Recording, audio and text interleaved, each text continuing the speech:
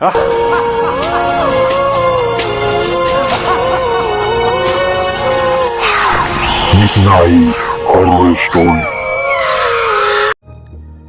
তোমার জন্য একটা সারপ্রাইজ আছে। ঋত্বির পাশে এসে দাঁড়িয়ে বেশ স্টাইল করে কথা বলল আবির। রীতি গাল ফুলে বারান্দায় দাঁড়িয়ে আছে অনেকক্ষণ থেকে, কারণ আবির প্রতিদিনের মতো আজকেও বাসায় আসতে দেরি করেছে।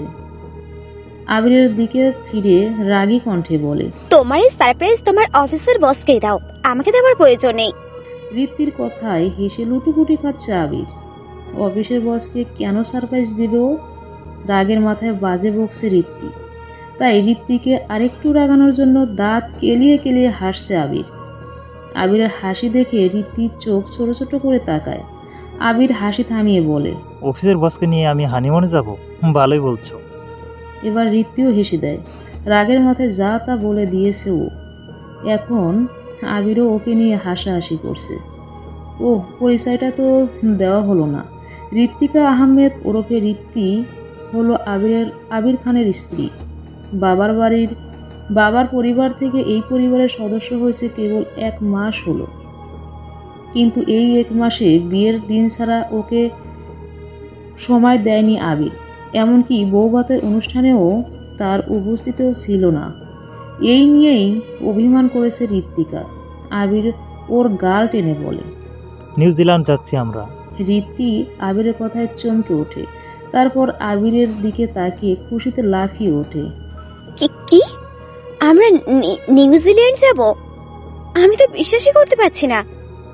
আবির ওর গলা জড়িয়ে বলে, বিশ্বাস করে নাও আর ব্যাগগুলো গুছানো শুরু করো, কারণ আগামী সপ্তাহে আমরা যাচ্ছি। রীতি এক হাত বাড়িয়ে দিয়ে বলে, Wellington. Yes baby. I love you Abir. Love you too. রীতির খুশিতে রীতিমতো লাফাতে থাকে। পুরো 3 বছর পর আবারও নিউজিল্যান্ড যাবেও। পুরনো বন্ধুদের সাথে দেখা করবে। সমুদ্রের তীরে গরম বালুতে বসে আবিরের সাথে একান্ত কিছু সময় কাটাবে। অন্যদিকে, আরে আম্মু, এত টেনশন কেন করছো? মাত্র তো 1 সপ্তাহের ব্যাপার। শপিং ব্যাগগুলো সোফায় রেখে কথাটা বলল তন্নি। ওর মা এগিয়ে এসে বলল, টেনশন কি আর সাধে করি? এত বড় দেশ আর একা মেয়ে। তন্নি ওর মাকে পাশে বসিয়ে বলে, জাস্ট রিল্যাক্স, তোমার মেয়ে এখন ছোট নেই। আর তাছাড়া আমি তো অনেক দেশে গিয়েছি, তাই না? তবু আমার মন মানে না। তন্নি একটা হাসি দিয়ে বলল, কিছুই হবে না। যাব, সমুদ্রের ধারে বালুতে সময় কাটাবো, একটু ঘোরাঘুরি করব আর চলে আসবো। মা ওর কান টেনে বলল। এমনভাবে বলছো যেন নিউজিল্যান্ড তোমার বাসার পাশে এসে বসে আছে। তন্নি হেসে রুমের দিকে যেতে যেতে বলল, ভ্রমণ আমার অনেক শখ মা, এসব বলে আমাকে আটকাতে পারবে না। Sorry mom.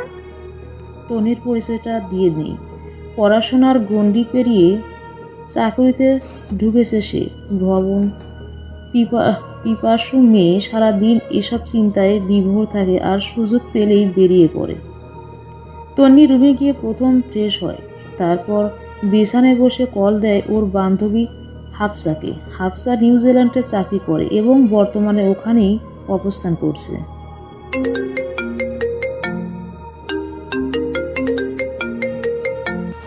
হ্যালো তম্বি, এতদিন পর কি মনে করে আমাকে কল দিলি? হাই হাফসা, কেমন আছিস? ভালো। তোর কি খবর? ভালোই আছি। আগামী সপ্তাহে আমি ওয়েলিংটন আসবো, তুই কি দেখা করতে পারবি? হাফসা চিৎকার করে বলে, সত্যি? হুম। অবশ্যই দেখা করব। আর তুই তোর ফ্লাইট নাম্বার আর ল্যান্ডিং টাইমটা জানিয়ে দিস, আমি তোকে রিসিভ করতে যাব। আরে না না, তার কোনো প্রয়োজন নেই। আছে কি নেই তা আমি বুঝবো। তন্নি হেসে বলে, আচ্ছা ঠিক আছে। কিছুক্ষণ গল্পগুজব করে ফোন রাখে তন্নি। ভ্রমণ পিপাসু মানুষ সে। দেশের গণ্ডি পেরিয়ে বিদেশে পাড়ি জমিয়ে অনেকবার। বছরে 1 বার হলেও অফিস থেকে ছুটি নেয় শুধুমাত্র ঘুরতে যাওয়ার জন্য। মূলত সে সমুদ্রকে ভালোবাসে। মালদ্বীপ, শ্রীলঙ্কা, জাপান, ক্যারিবিয়ান সি অনেক দেখেছে। এবার পালা নিউজিল্যান্ডের। যদিও নিউজিল্যান্ডের শুধু সমুদ্র টানে যাবে তা নয়, সেখানে পরিবেশ দেখতেও যাবে সে। 1 সপ্তাহ পর তোমাদের বিদায় পর্ব শেষ না হলে কিন্তু ফ্লাইট মিস হয়ে যাবে, এই বলে রাখলাম। আবিরের মা একে ধমক দিয়ে বলে, আমার মামুনিটাকে আদর করছি বলে তোর খুব হিংসে হচ্ছে না? ঋত্বিও বেশ নাকা কণ্ঠে বলল। ও অনেক হিংসুটে। আবির হেয়ালি করে বলে, গেল, এবার সব বেটাকে ছেড়ে আমাকে নিয়ে পড়লো এরা। আরে ওদের কথা ধরে কে? ডাইনিং রুমে ঢুকতে ঢুকতে কথাটি বলল আবিরের বাবা। ঋত্বি বাবাকে বলল, ঠিক সময়ে ওষুধ খাবেন আর নিজের যত্ন নেবেন। সারাদিন বাসা নিয়ে পড়ে থাকবেন না, খাওয়া দাওয়ার সময় মতো করবেন। আচ্ছা মা, করবো। আর মা, আপনি নিজের প্রতি ও বাবার প্রতি যত্ন নেবেন, একদম কাজ করবেন না। কিছু লাগলে খালাকে বলবেন। ঠিক আছে মামুনি। আর খালা, তুমি এই কয়দিন বাসার সব কাজ করো। উনি ঘাড় বেঁকিয়ে ঋত্বির কথায় সমর্থন জানায়। আবির হেসে ঋত্বিকে ধরে বলে, এই কথাগুলো 1000 বার বলছো, এখন চলো। আবিরের মা দুজনের মাথায় হাত বুলিয়ে দিয়ে বলে, সাবধানে থেকো, কোনো বিষয় অতি। ঠিক আছে আম্মু। আল্লাহ হাফেজ। ওরা বেরিয়ে গিয়ে গাড়িতে ওঠে। ওদের বিদায় জানাতে আবিরের মা বাবা ও বাড়ির গেট পর্যন্ত যায়। ড্রাইভার গাড়ি ছেড়ে দিলেও ঋত্বি জানালার সকলের দিকে তাকিয়ে হাত নেড়ে বিদায় নিতে থাকে। যতক্ষণ পর্যন্ত বাড়ির সীমানা দেখা যায় ততক্ষণ জানলা দিয়ে মাথার বের করে হাত নাড়তে থাকে ঋত্বি। যখন আর দেখা না যায় তখন সোজা হয়ে বসে। আবির একটা দীর্ঘ শ্বাস ফেলে। হানিমুনে যাচ্ছি, অথচ আমার হানি আমার খোঁজই রাখে না। ঋত্বির চোখ পিট পিট করে তাকিয়ে বঙ্গসুরে বলল, এই 1 মাসে তো তুমি আমার খুব খোঁজ রেখেছো, তাও তো এভাবে ইগনোর করনি। তেলে বেগুনে জ্বলে ওঠে ঋত্বি। আবিরের শার্টের কলার চেপে ধরে টেনে ওর কাছে নিয়ে বলে, সারাদিন অফিস আর বাসায় আসলে ক্লান্তি দেখাচ্ছ, এখন বলছো ইগনোর করনি। হানিমুন কি এখানেই করবে নাকি? আবিরের এমন কথায় আরও রেগে যায় ঋত্বি। সব সময় এমন হেয়ালি কি ভালো লাগে? তবুও মারামারি না করে ওর শার্টের কলার ছেড়ে দেয়। ওকে তো দেখেই নেবে, তবে তা এখানে নয়। অলরেডি ড্রাইভার মুচকি মুচকি হাসি শুরু করে দিয়েছে। কিছুটা লজ্জা পায় ঋত্বি। মাথা নিচু করে বসে থাকে সে। আবির এখনও মুচকি মুচকি হেসেই চলেছে। অন্যদিকে ট্রলিটা দরজার সামনে রেখে মায়ের কাছ থেকে বিদায় নিচ্ছে তন্নি। ওর বাবা দরজার বাইরে দাঁড়িয়ে আছে। ওখানে কেমন খাবার পাওয়া যাবে আল্লাহ মালুম। খাবার টেস্ট করতে যে উল্টোপাল্টা কিছু খেয়ে ফেলিস না। আর হোটেল রুমের দরজা ভালো করে লাগিয়ে রাখবি। অন্য কাউকে ঢুকতে হলে ভালো করে বুঝে শুনে দরজা খুলবি। আর হাফসাকে বলিস ভালো কোনো হোটেল দেখিয়ে দিতে। তন্নির মায়ের কথা গির্জার হাই তুলছে। লম্বা একটা হাই তুলে বলল, আর কিছু? সমুদ্রের পাড়ে সাবধানে থাকবি, চোরাবালি থাকতে পারে, সতর্ক থাকবি। আর সমুদ্রে নামবি না। মায়ের এমন কথায় অসহায় দৃষ্টি নিক্ষেপ করে তন্নি বলল, সমুদ্র দেখতে যাব। আর সমুদ্র দেখতে যাব আর দূরে দাঁড়িয়ে থাকবো? হ্যাঁ, শুধু দেখবে। সমুদ্র আমি ভালোবাসি, এইটা তোমাকে কবে বোঝাবো বলো তো? সেসব আমি জানি না, তুমি সমুদ্রে নামবে না ব্যাস। আর আর অতিরিক্ত কৌতূহল ত্যাগ করবে। ওখানে কি হয়, এখানে কি হয়, এসব চিন্তা বাদ দেবে। তন্নির বাবা কিছুটা ভারী গলায় বলে। হয়েছে তো, এবার চল।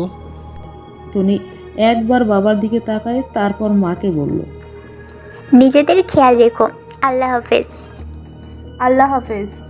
তন্নি বেরিয়ে পড়ে। ওর বাবা ড্রাইভিং করছে আর ও পাশে বসেছে। মেয়েকে এয়ারপোর্ট পর্যন্ত ছেড়ে দিতেই এত জোরাজোর। মা ওকে বিদায় দিয়ে বাসায় ঢুকে যায়। 10 ঘন্টা পর নিউজিল্যান্ডে এসে পৌঁছায় তন্নি। এয়ারপোর্টের কাজ শেষ করে বাইরে বেরিয়ে হাফসার সাথে দেখা। তন্নি হাতে থাকা ব্যাগটা নিচে ফেলে দৌড়ে গিয়ে হাফসাকে জড়িয়ে ধরে। দুজনে রীতিমতো খুশিতে লাফাচ্ছে। কতদিন পর তোকে দেখলাম রে, অনেক পাল্টে গিয়েছিস, ছবিতে বোঝাই যায় না। হাফসা হেসে বলল, ছবিতে তো এটাও বোঝা যায় না যে তুই মোটা হয়েছিস। দুজনে হেসে দেয়। তন্নি ব্যাগটা নিয়ে এসে বলে, ভালো কোনো হোটেল আছে আশেপাশে? ভালো বলতে নেই, আজ তোকে ফার্স্ট ক্লাস হোটেল দেখিয়ে দিব। হাফসা ওকে নিয়ে হোটেল মিডনাইট যায়। হোটেলের বাইরের বড় গেটটা পার হয়েই বিশাল সুইমিং পুল, পূর্ব দিকে বাগান আর পশ্চিম বিশাল বড় 25 তলা হোটেল। টনি উপরের দিকে তাকিয়ে বলে, এখন তো অফ সিজন নয়, অনেক মানুষ থাকবে হয়তো। আরে এইসব হোটেলে সবসময় অনেক মানুষ থাকে। রিসেপশনে গিয়ে ওরা জানতে পারে হোটেলের কোনো রুমই খালি নেই। ওদের পাশে দাঁড়িয়ে থাকা রীতি ও আবিরও জানতে পারে হোটেলের কোনো রুম নেই। হাফসা ও তনি হতাশ হয়ে বেরিয়ে আসার সময় তনি চোখ যায় রিসেপশনের কম্পিউটারে। সেখানে স্পষ্ট দেখা যাচ্ছে হোটেলে এখনও 3টা রুম খালি আছে। টনি রেগে রিসেপশনের দিকে তাকিয়ে এগিয়ে যায়। মেয়ে রিসেপশনের সামনে দাঁড়িয়ে রাগী কণ্ঠে বলে, Why are you telling lie with us? Is this a type of welcoming your guest? Ma'am, actually, রিসেপশনকে থামিয়ে দিয়ে বলে Tony, I want room number 801. sorry ma'am, this room is not for our guests. রিসেপশনিস্টের সামনে থাকা টেবিলের হাত দিয়ে একটা বাড়ি দিয়ে ব্যঙ্গ সুরে বলল, No, this room for a guest, am I right? এমন সময় হোটেলের ম্যানেজার এসে বলল, হোয়াট হ্যাপেনিং? রিসেপশনিস্টের পুরো ঘটনাটা খুলে বললে ম্যানেজার ওকে 801 নাম্বার রুম দেয়। টনি ফর্ম ফিল আপ করে রুমে চাবি নিয়ে চলে যায়। এতক্ষণ পুরো ঘটনা দেখলো আবির এগিয়ে এসে বলল, I want room number 8002. সঙ্গে সঙ্গেই ম্যানেজার ও রিসেপশনিস্ট চমকে উঠে চোখ বড় বড় করে তাকায়। রুম নাম্বার 802 থেকে কেউই বলে ওঠে, কিন্তু কেউই তার কণ্ঠস্বর শোনে না। ম্যানেজার ওকে ভুলিয়ে ভালিয়ে 803 নাম্বার রুমে দেয় এবং কম্পিউটারের ম্যাপ পাল্টাতে 802 ব্লকআউট লিখে দেয়। বিপদ তো সেখান থেকেই শুরু, কিন্তু তার শেষ কথা তো কেউ জানে না। রুমের সামনে দাঁড়িয়ে দরজা খোলার চেষ্টা করছে তন্নি, কিন্তু কিছুতেই খুলতে পারছে না। দরজাটা অনেক শক্ত করে আটকানো, না ভেতর থেকে কেউ এটা ধাক্কা দিয়ে আসে। এমন ভাব নয়। হেসে ওঠে তন্নি, ওর রুমে আর কে থাকবে। এমন সময় আবির ও রীতি উপরে উঠে আসে। তন্নিকে দেখে আবির বলে, Thank you, baby girl. তন্নি কপাল কুঁচকে ওদের দিকে তাকিয়ে বলে, Excuse me, I am not a baby. Probably, but you are thinking us little baby girl হতে পারে, কিন্তু আমরা তোমাকে একটা ছোট্ট বাচ্চা মেয়ে ভেবে নিয়েছি। বলে রীতি ওর গাল টেনে দেয়। তন্নি গালে হাত দিয়ে বলে, By the way, can you please help me to open the door? Sure. আবির রীতির হাতে নিজেদের রুমের চাবিটা দিয়ে গিয়ে দরজা খোলার চেষ্টা করে, কিন্তু দরজাটা বেশ শক্ত হয়ে আছে। আবির জোরে জোরে দরজায় ধাক্কা দেয়। হঠাৎ খুলে যায় দরজাটা। আবির হুমকি খেয়ে পড়তে পড়তে নিজেকে সামলে নেয়। একটা ঠান্ডা শীতল বাতাস ওর গায়ে এসে লাগে, কিন্তু এসবের পরোয়াও করে না। আবির তন্নিকে বলে, Now it's okay. Thanks, ভাইয়া। আবির একটা মুচকি হাসি দিয়ে বেরিয়ে আসে, সাথে তন্নিও। রীতির হাত থেকে চাবিটা নিয়ে নিজেদেরকে রুমের দরজা খুলতে যায়। রীতি তন্নিকে বলে, what is your name? Tommy, Ishrat Jahan Tommy from Bangladesh. What's your name, sister? Ritwika Ahmed from Bangladesh. Tonni হেসে বলল, যাক, হাফ শেয়ার পরে আরও 2জন বাঙালি পেলাম। রীতি হেসে ওঠে। এমন সময় আবির বলে ওঠে। কি আজব ব্যাপার। রীতি ও তন্নি দুজনের চোখ কুঁচকে তাকিয়ে বলে। কি হয়েছে? আবির রুমের সামনে দাঁড়িয়ে রুম নাম্বারের দিকে তাকিয়ে বলে, এখানে 802 বলতে কোনো রুমই নেই। হোয়াট? তন্নি চেঁচিয়ে বলল। দুজনে এগিয়ে গিয়ে দেখলো সত্যি এখানে 802 নাম্বার কোনো রুম নেই। তন্নি বলে, রিসেপশনে তো দেখলাম 802 নাম্বার রুম আছে, তবে এখানে নেই কেন? মনে হচ্ছে নাম্বারিংয়ে ভুল আছে। যাই হোক, আমাদের রুম তো আছে, চলো ফ্রেশ হয়ে নেই। তন্নি ধীরে ধীরে নিজেদের রুমের দিকে এগিয়ে আসতে থাকে। মাঝামাঝি এসে বুঝতে পারে 802 নাম্বার রুমের দরজার পরিমাণ দেয়াল এখনো আছে। যদি নাম্বারিংয়ে ভুল হতো তবে এটা হতো না। আর এত বড় একটা হোটেল রুম নাম্বার ভুল, ভাবতেও হাসি পাচ্ছে। এসব ভাবতে ভাবতেই নিজের রুমে ঢুকে তন্নি। রুমে ঢুকতেই দ্বিতীয় কারো উপস্থিতি অনুভব করে সে। আশেপাশে তাকিয়ে দেখে আর কেউই রুমে নেই। হয়তো লম্বার জার্নির কারণে খুব ক্লান্ত, তাই এমনটা লাগছে। কিন্তু সত্যি কি তাই? তন্নি শাওয়ারের নিচে চলে যায়। অদৃশ্য এক রুম 802, সেখান থেকে ভেসে আসতে থাকে চিৎকারের শব্দ।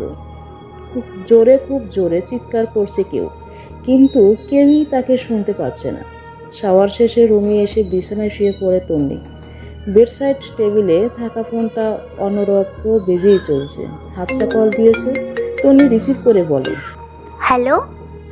কি রে, ফ্রেশ হয়েছিস? হুম। আচ্ছা, বিশ্রাম নে আর আন্টিকে জানিয়ে দিস। ওকে। তন্নি ফোন রেখে মাকে কল করে। কি রে মা, কখন পৌঁছেছো? রাস্তায় কোনো অসুবিধা হয়েছে? খেয়েছো কিছু? তন্নি হেসে বলে, কত প্রশ্ন। না, এখনো খাইনি। খেয়ে নাও, আর ভালো জিনিস খাবে। ওকে। সে বলে। অন্যদিকে ঋত্বি ফ্রেশ হয়ে এসে আবিরকে বলে। যাও ফ্রেশ হয়ে এসো। আবির বিছানায় বসে বসে ফোন টিপছে। ঋতির চোখ কুঁচকে বলে, যাও। বিজি? আবির, আবির ফোন রেখে ওয়াশরুমে যেতে যেতে বলে। যাচ্ছি তো, চিল্লাও কেন? আবির ওয়াশরুমে ঢুকে পুরো রুমটা দেখতে থাকে ঋত্বি। রুমের এতগুলো লাইট, এত ডেকোরেশন, এত সুন্দর রুমটা খালি পড়েছিল, অথচ হোটেল কর্তৃপক্ষ ওদের দিতে চায়নি। কিন্তু কেন? নিজেকেই প্রশ্ন করে ঋত্বি। এমন সময় কারো কণ্ঠ শুনতে আমার স্বামীকে ছেড়ে দাও ওকে। পায়। চমকে ওঠে ঋত্বি। রুম থেকে বেরিয়ে আশেপাশে খুঁজে দেখে কেউই নেই। তবে এই কণ্ঠ কার ছিল? হাঁটতে হাঁটতে 803 পেরিয়ে 802 এর কাছাকাছি এসে পড়ে সে। ঋত্বি দেখে এখন 802 নাম্বার রুমটা আছে এবং দরজা খোলা। একটু আগে শোনা শব্দটা এখান থেকে আসতেছে। ঋত্বি ভিতরে ঢুকতেই নেবে এমন সময় ওর হাত টেনে ধরে তন্নি। তন্নি বলে, এখনই তো দেয়ালে ধাক্কা খেতে। ঘুমিয়ে ঘুমিয়ে হাঁটো নাকি? কোথায় দেয়াল? দরজার দিকে তাকিয়ে দেখে দরজা নেই, এখানে সত্যিই দেয়াল। ঋত্বি একটা ঢোক গিলে দৌড়ে রুমে চলে যায়। তন্নির ঠোঁট উল্টে নিজেই বলে, কি অদ্ভুত মেয়ে। তন্নিও খেতে চলে যায়। 802 নাম্বার রুম থেকে আবার ভেসে আসে সেই কণ্ঠ। কেন ওকে বাধা দিচ্ছ? ওর মৃত্যু যে আসছে তাকে তুমি জানো? কিছুক্ষণ পর রেস্টুরেন্টে বসে খাচ্ছে আর শহরের ম্যাপ দেখছে তন্নি। ওর মুখোমুখি বসে আছে হাফসা। হাফসা বলল, আমি অফিস থেকে কাল 3 দিনের ছুটি নেব, দুজনেই ঘুরে বেড়াবো অনেক। তন্নি একবার মাথা তুলে তাকিয়ে বলে, ছুটি পাবি? 100% পাবো। ওকে, নিয়ে নিস। ফোনটা রেখে তন্নি বলে, একটা ঘটনা ভাবাইছে। কি ঘটনা? 3 রুম খালি থাকার পরও কেন আমাদের দিল না? কিছু তো গন্ডগোল আছে। এখন কি এই ঘটনার রহস্য উদ্ধারে যাবি? আরে না না। এদিকে খাবার অর্ডার করে আবির। ওদের অর্ডার করা খাবার আসলে ঋত্বি সেসব রিসিভ করে। আবির বিছানায় শুয়ে মোবাইল গোতাচ্ছে। ঋত্বি টেবিলে খাবারগুলো রেখে দেখে একটা প্লেট থেকে লাল কিছু একটা বের হচ্ছে। সে প্লেটের ঢাকনা খুলে চিৎকার করে ওঠে, কারণ ওই প্লেটে আছে মানুষের কাটা হাত আর সেখান থেকেই টাটকা রক্ত পড়ছে। আবির হুড়মুড়ে উঠে এসে বলে, কি হলো, কি হয়েছে? ঋত্বি ওকে জড়িয়ে ধরে কাঁপা কণ্ঠে বলে, এ তো রক্ত রক্ত। আবির ভালো করে দেখে বলে, কোথায় রক্ত? এটা তো তরকারি ঝোল। ঋত্বিও দেখে, সত্যিই তো এখানে রক্ত নেই, কাটা হাতও নেই। ও কি মানসিকভাবে অসুস্থ হয়ে যাচ্ছে নাকি? সারাদিনের জার্নিতে ক্লান্তি চলে এসেছে।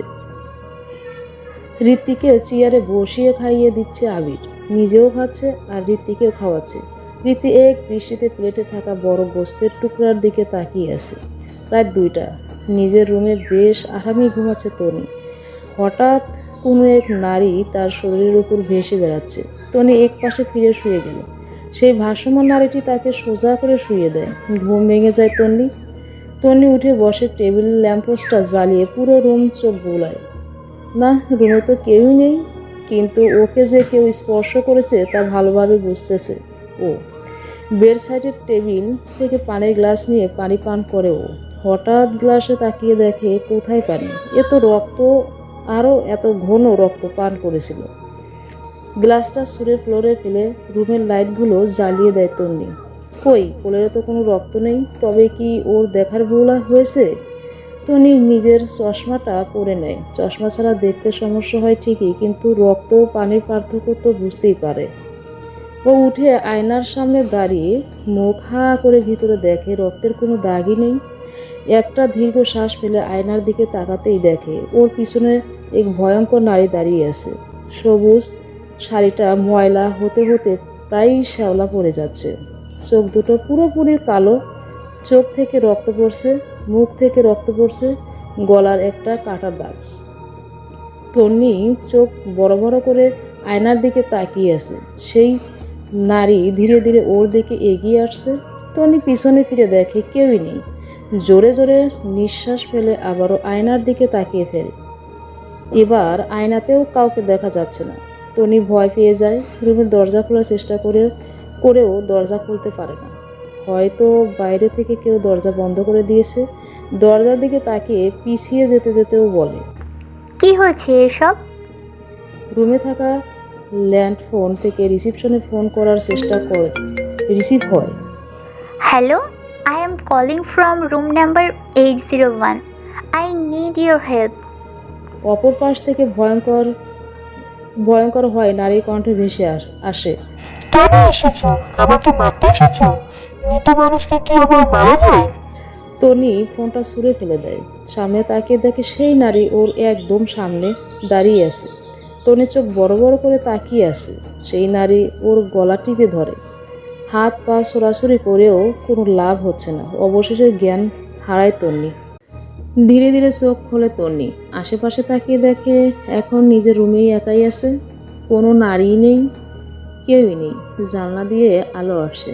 তন্নি উঠে বসে বলে, কি দেখলাম ওসব কাল রাতে? স্বপ্ন ছিল নাকি সত্যি? ধীরে ধীরে উঠে গিয়ে জানালার পর্দা সরিয়ে দেয় তন্নি। সকাল হয়ে গেছে। ঘড়িতে দেখে সকাল 8টা বাজে। মাথায় প্রচণ্ড ব্যথা করছে। কিছুক্ষণ চুপচাপ বসে থাকে সে। তারপর উঠে গিয়ে ফ্রেশ হয়ে আসে। নীল রঙের লং স্কার্ট আর সাদা টপস পরেছে ও। টপসের উপরে নীল একটা লং কোটি পরে। গলায় স্কার্ফ জড়িয়ে ছোট একটা ব্যাগ এক কাঁধে ঝুলিয়ে রুম থেকে বেরিয়ে যায়। বেরোনোর সময় একবার রুমের দিকে ফিরে তাকায়। গত রাতের ঘটনা স্বপ্ন হলেও ভয়ঙ্কর দুঃস্বপ্ন ছিল, কিন্তু তা তো স্বপ্ন ছিল না। টনি রুম থেকে বেরিয়ে দেখে করিডোরে কেউই নেই, তবে ওর রুমের পাশেই 802 নাম্বার রুমের দরজা আছে। টনি কপাল কুঁচকে তাকিয়ে আছে। এই রুম এখানে কোথায় থেকে এলো? কাল তো ছিল না। এক রাতের মধ্যে কিভাবে আসলো? এমন সময় ওর ফোন বেজে ওঠে। টনি ব্যাগ থেকে ফোন নামিয়ে দেখে হাফসা কল করেছে। টনি রিসিভ করে আবারও সামনে তাকিয়ে দেখে দরজা নেই। হা করে সাদা দেয়ালটার দিকে তাকিয়ে আছে সে। কি দেখছে এসব? অপর পাশ থেকে হাফসা বলেই যাচ্ছে, হ্যালো তম্বি, হ্যালো হ্যালো, কোথায় রে তুই? তন্নি কানের কাছ থেকে ফোন সরিয়ে নিয়ে দেয়ালের দিকে তাকিয়ে আছে। এতদিন নিজের চোখের পাওয়ার কম জানতো, কিন্তু এমন ভুলভাল দেখে তা জানতো না। একটা ঠান্ডা হাওয়া তনির গা ছুঁয়ে যায়। সাধারণত ঠান্ডা হাওয়ার মানুষের ভালো লাগে, আর এই হাওয়াতে ওর খুবই খারাপ লাগলো। বিশ্রী একটা গন্ধ ও নাকে ভেসে এলো। তাড়াহুড়ো করে গিয়ে লিফটে ওঠার জন্য সুইচ চাপতে থাকে, কিন্তু হাই লিফট খোলার কোনো নামই নেই। অথচ লিফট 8 তলাতেই আছে। টনি সিঁড়ি দিয়ে দৌড়ে নিচে নেমে যায়। অন্যদিকে আবির এখনো ঘুমাচ্ছে। রীতিও ওকে জড়িয়ে ধরে শুয়ে আছে। এত বেলা অবধি ঘুমানোর অভ্যাস ওর নেই, কিন্তু কিছুই করার নেই। এখানে ওর আর কি কাজ আছে, তাই শুয়ে আছে। এমন সময় ওর ফোনে কল আসে। ফোন ভাইব্রেট মোডে থাকায় সাইলেন্ট হয় না। রীতি ফোনটা হাতে নিয়ে দেখে আননোন নাম্বার। রিসিভ করে ফিস করে বলে। কে বলছেন? ওপাশ থেকে এক পুরুষ কণ্ঠ ভেসে আসে। তোমার হাজবেন্ড কি পাশে আছে? এমন ফিসফিস করছো কেন? ঋত্বিক কিছুটা রেগে গিয়ে বলল, কে বলছেন আপনি? এত তাড়াতাড়ি ভুলে গেছো? লিটন? অপর পাশ থেকে হাসির শব্দ ভেসে আসে। এখনো মনে রেখেছো? আমার জীবনটা তছনছ করে দিয়েছিলে।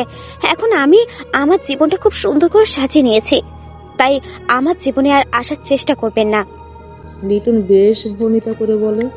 ওয়েট, তুমি আমার জীবন ছুঁয়ে দিয়েছো, আর আমি তোমার জীবন আবারও এলোমেলো করে দেব। কিছু ছিন্ন ভিন্ন সাত সমুদ্র সাঁতরে বেড়াবে তুমি। দাবে হানিমুন করতে নিউজিল্যান্ড এসেছো শুনলাম, ভালোই। বলেই লাইনটা কেটে যায়। আবিরকে ছেড়ে উঠে বসে ঋত্বিক। ভয়ে ঘামছে সে। চুপচাপ উঠে ফ্রেশ হয়ে ফোন নিয়ে রুম থেকে বেরিয়ে যায়। লিফটের সুইচ চাপলে এবারও তা খোলে না। সিঁড়ি দিয়েই নেমে যায় ঋত্বিক। চিন্তায় এটা খেয়ালই করেনি যে 802 নাম্বার রুমের সামনে দিয়ে যখন আসছিল তখন একটা হাত ওকে ধরার চেষ্টায় ছিল। 15 মিনিট পর ঘুম ভাঙে আবিরের। পাশে হাত দিয়ে বুঝতে পারে ঋত্বিক নেই। কয়েকবার ডেকেও সাড়া না পেয়ে হেলে দুলে ওয়াশরুমে চলে যায় আবির। ফ্রেশ হয়ে বেরিয়ে এসে দেখে ঋত্বিক রুমের কোথাও নেই। আবির রুম থেকে বেরিয়ে করিডোরে দেখে না, এখানেও নেই। রুমের দরজার পাশে ঠিক 802 নাম্বার রুমের দেয়ালে হেলান দিয়ে দাঁড়িয়ে ঋত্বিকে কল দেয়। 2 বার 3 বার 4 বার কল হয় কিন্তু রিসিভ হয় না। কোথায় আছো ঋত্তি? পিঠে কাটা জাতীয় কিছু অনুভব করায় ফিরে তাকায় আবির। সঙ্গে দেয়াল থেকে একটা হাত বেরিয়ে চড় দেয় ওর গালে। আবির দূরে সরে যেতে পিছনের দরজায় ধাক্কা খায়। দেয়াল থেকে কেউই ওকে কিভাবে মারতে পারে এই কথাটাই মাথায় ঢুকছে না ওর। তাড়াহুড়ো করে গিয়ে লিফটের সুইচ চাপে দরজাও খুলে যায়। লিফটে উঠতে গিয়েই থেমে যায় আবির। লিফট একদম নিচে, খুব স্পিডে উপরের দিকে উঠে আসছে। আবির সরে যায়। পাশে স্ক্রিনে তাকিয়ে দেখে লিফট 8 তলায় দেখাচ্ছে। ভয়ে হাত পা ঠান্ডা হয়ে গেছে ওর। অন্যদিকে তনি নিচে গিয়ে রেস্টুরেন্টের নাস্তা করছে। খাবারও ঠিক মতো গলা দিয়ে নামছে না। তার কারণ গত রাতের ঘটনা।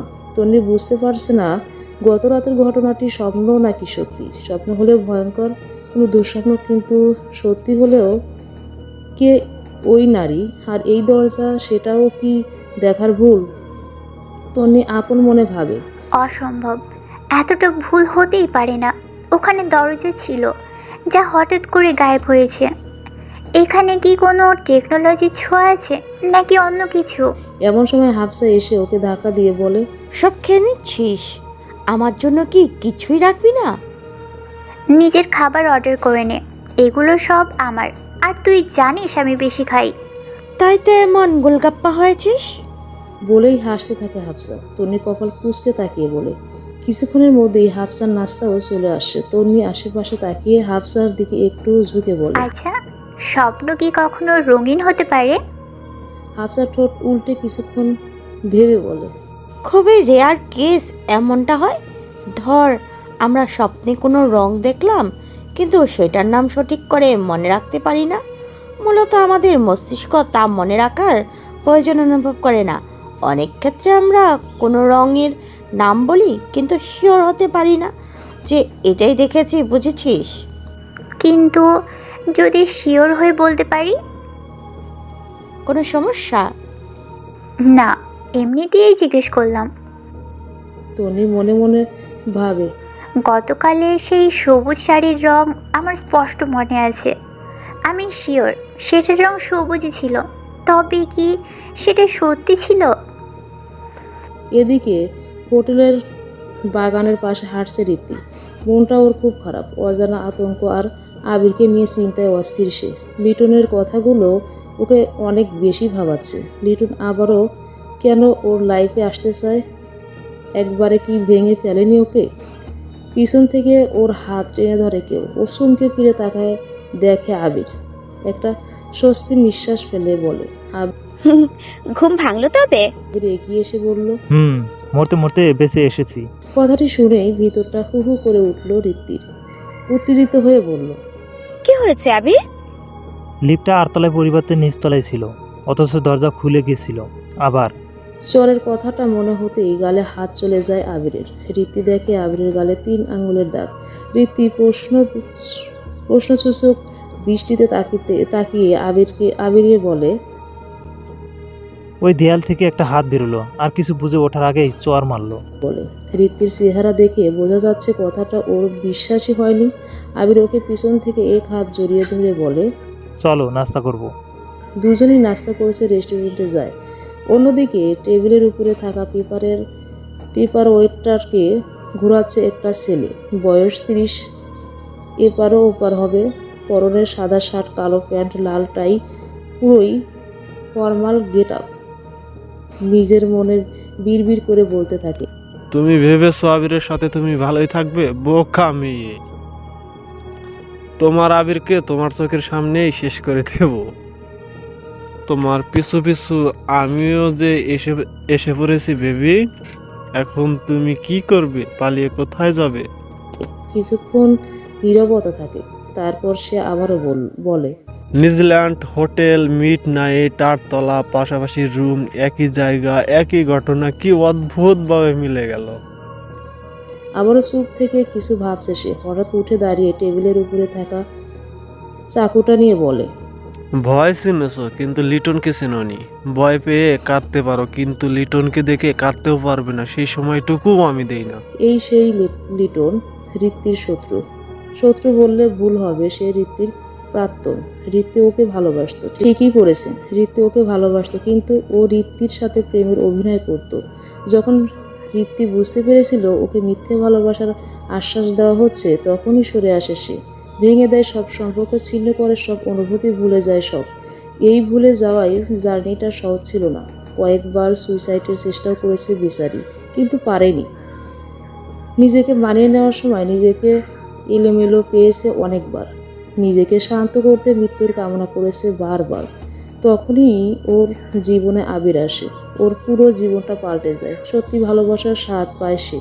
নিজের এলোমেলো জীবনটাকে সাজিয়ে দেয় আবির।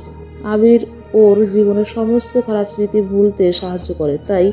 তাই বলে এই নয় যে লিটনের সম্পর্কে সে জানে না, কিন্তু ব্যাপারটাকে স্বাভাবিকভাবেই নিয়েছিল সে। সবশেষে বাবা মায়ের পছন্দে আবিরকে বিয়ে করে নেয় ঋত্বিকা। হয়ে যায় ঋত্বিকা আহমেদ থেকে ঋত্বিকা খান, আবিরের আদরের ঋত্বি। তাসমান সাগরের তীরে বেড়াতে গেছে তন্নি ও হাফসা। গরম বালুর উপরে বসে বসে ডাবের পানি পান করছে ওরা। তন্নি অনেকক্ষণ থেকে হাফসাকে ধাক্কা দিচ্ছে। এর কারণও সাগরের পানিতে খেলতে যেতে চায়, কিন্তু হাফসা যেতে চাচ্ছে না। ডাবের পানি শেষ হলে তন্নি নিজের জুতো জোড়া হাতে নিয়ে উঠে দাঁড়িয়ে বলে, গেলাম আমি পা ভিজাতে। পাইপ মুখে দিয়ে আরামে ডাবের পানি মুখে ভরতে ভরতে হাফসা হাত থেকে যাওয়ার ইঙ্গিত করে। তন্নি কপাল কুঁচকে বলল, তার মানে তুই যাবি না? হাফসা না বোধক মাথা নাড়ালে তন্নি রেখে জুতো জোড়া ওর পাশে রেখে চলে যায়। আর যাওয়ার আগে বলে, জুতা পাহাড়েতে হারালে কিন্তু খবর আছে। সাগরের পানিতে পায়ের পাতা ভিজিয়ে চোখ বন্ধ করে সাগরের ধ্বনি শুনছে তন্নি। রোদের তাপটাও এখানে অনেকবারই মানানসই লাগছে। সাগরের ঢেউ এসে ওর পায়ে ধাক্কা লাগছে। সমুদ্র প্রেমিকদের জন্য নিউজিল্যান্ড দেশটা বেশ ভালো। আসলে নিউজিল্যান্ড দেশটা চারিদিকেই সমুদ্র, হয়তো ভুল বললাম। নিউজিল্যান্ড দেশটা সমুদ্রের মাঝে 2টা দ্বীপ নিয়ে গঠিত। নিউজিল্যান্ড দক্ষিণ পশ্চিম প্রশান্ত মহাসাগরের ও ওশেনিয়া অঞ্চলে অবস্থিত একটি দ্বীপ রাষ্ট্র। মানচিত্রে এটি মহাদেশের রাষ্ট্র অস্ট্রেলিয়ার কাছাকাছি অবস্থিত বলে মনে হলেও প্রকৃতপক্ষে এটি অস্ট্রেলিয়া থেকে দক্ষিণ পূর্বে 2000 কিলোমিটার দূরত্ব তাসমান সাগরে অবস্থিত। নিউজিল্যান্ড 2টি প্রধান বৃহত্তম দ্বীপ নিয়ে গঠিত, যেগুলোকে উত্তর দ্বীপ ও দক্ষিণ দ্বীপ বলে। কুক প্রণালী নামের একটি আক্ষেপিত সরু সামুদ্রিক প্রণালী দ্বীপ 2টির দিকে পৃথক করেছে। এছাড়াও এখানে অসংখ্য ক্ষুদ্র দ্বীপ আছে, যাদের মধ্যে স্টুয়ার্ট দ্বীপ ও চাথাম দ্বীপপুঞ্জটি উল্লেখযোগ্য। নিউজিল্যান্ডের রাজধানী ওয়েলিংটন উত্তর দ্বীপ অবস্থিত। এটি বিশ্বের সমস্ত রাজধানীর মধ্যে সবচেয়ে দক্ষিণে অবস্থিত।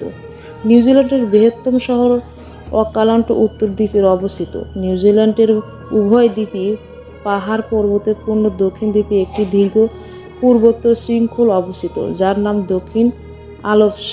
পর্বতগুলি মহাসাগরীয় আর্দ্র বায়ুগুলোকে ধরে রাখে এবং এর ফলে এগুলোর চারপাশে প্রায়ই ঘন কুয়াশার মতো মেঘের আবরণ দেখতে পাওয়া যায়। কতক্ষণ তনি এভাবে দাঁড়িয়ে আছে কে জানে। হঠাৎ এক ছেলে ওকে ডেকে এক্সকিউজ মি, বাঙালি ল্যাব। বলে। তনি চোখ খুলে আশেপাশে তাকিয়ে ছেলেটাকে দেখে চোখ মুখ কুঁচকে বলে, মি? ইয়েস। তনি ছেলেটার দিকে এগিয়ে যায়। হাফসা দূর থেকে তনির সাথে কাউকে দেখে এগিয়ে আসে। তনি ছেলেটার আপদ মতস্ক দেখে বলে, how can I help you? Hafsa এসে দাঁড়ালে ছেলেটি একবার হাফসার দিকে আর চোখে তাকিয়ে বলে, can you please tell me where you hotel midnight? Tonni ছেলেটাকে আরেকটু ভালো করে দেখে বলে, do you don't know about technology, Google map আর আদার সোর্সেস? বলেই অন্যদিকে চলে যায় তনি ও হাফসা। ছেলেটির থেকে কিছুটা দূরে লিটন দাঁড়িয়েছিল। মূলত সেই ছেলেটাকে পাঠিয়েছিল তনির সাথে কথা বলার জন্য। হোটেল মিডনাইট তো সে এমনিতেই চেনে। সে এগিয়ে এসে ছেলেটাকে বলে, I like this anger, I like it. বারবার লাইক ইট বলতে থাকে সে। অন্যদিকে আবির রীতিকে পুরো ঘটনা খুলে বলে। আটতলায় এনে দেয়ালটাও দেখায়। রীতি অবাক হয়ে তাকিয়েছে। গতকাল এখানে তো দরজা দেখেছিল ও, যা কিছুক্ষণের মধ্যে গায়েব হয়ে গেল। দেয়ালের গায়ে হাত বুলিয়ে দিয়ে রীতি বলল, দেয়াল থেকে হাত বেরিয়ে তোমাকে চড় দিয়েছে? কেউ তো এই কথা বিশ্বাস করবে না। এক্স্যাক্টলি। রীতি ওর দিকে ফিরে বলে, কাউকে বলেছো নাকি? আবির রীতিকে টেনে রুমে নিয়ে গিয়ে বলে, রিসেপশনে গিয়ে এ ব্যাপার আর লিফটের ঘটনার ব্যাপারে বললাম। লিফটের ব্যাপারটা ওনারা বিশ্বাস করেছে, কিন্তু আবির থেকে গেলে রীতি প্রশ্নসূচক দৃষ্টিতে তাকায়। আবির আবারও বলে, ওখানে সবাই আমাকে নিয়ে হাসাহাসি করেছে। আমি নাকি দিনের বেলায় দুঃস্বপ্ন দেখছি। শুধু একজন হাসেনি, কে? ম্যানেজার। সে গভীর মুখ করে আমার দিকে তাকিয়েছিল। হয়তো তার চাওয়ার মধ্যে অনেক কথা ছিল, কিন্তু আমি তো বুঝতেই পারিনি। রীতি মাথা নিচু করে ভেবে বলে, তুমি ওনাকে প্রশ্ন করনি? করতে গেছিলাম, উনি উঠে চলে গেলেন। ও। রীতি রুমের দেয়ালটার দিকে তাকিয়ে থাকে। সাদা রঙের এত সুন্দর দেয়ালটার পিছনে কি আছে তা কেউই জানে না। বিকেলে বেসের বালুতে তন্নি লিখেছে নিজের নাম। তন্নি পাশে লিখেছে হাফসার নাম। এখন তার পাশে দুজনে বসে বালুর দিকে একটা ঘর বানাচ্ছে। না রাজপ্রাসাদ, নয় একটা কুড়ে ঘর। দুজনের কাজ শেষ হলে বালুর উপর বসে হাঁপাতে থাকে ওরা। এসব করে খুব ক্লান্ত হয়ে গেছে। তনি হাফসাকে বলে, আজকে আমার সাথে হোটেলে চল, তোকে কিছু কথা বলবো। কি বলবি? এখানে বল না। না, এখানে বলবো না। সব কথা সব জায়গায় বলা যায় না, এটুকু জ্ঞান নেই? আচ্ছা, যাব। দূরে বসে ওদেরকে দেখছে লিটন। জুসের গ্লাসে চুমুক দিচ্ছে আর ওদের দিকে তাকাচ্ছে সে। যদিও হাফসা অনেকক্ষণ ধরে ওকে খেয়াল করছে। হঠাৎ হাফসা রেগে উঠে সে বলে, what's your problem brother? Liton এমন একটা ভাব করে তাকায় যেন সে কিছুই জানে না। What happened lady? Just shut up, go to another place, leave from here. But why? এমনি হবে না, তোর ব্যবস্থা করতে হবে। হাফসা তনির হাত ধরে টেনে অন্য জায়গায় নিয়ে যায়। লিটন থেকে অনেকটা দূরে গিয়ে তনিকে দাঁড় করিয়ে নিজে বসে পড়ে। রাগে এখন ফুটছে সে। এই ছেলেটা একবার হাতে পেলে শেষ করে দেবেও। তনি একে জিজ্ঞেস করে, কোনো সমস্যা? অনেক সমস্যা।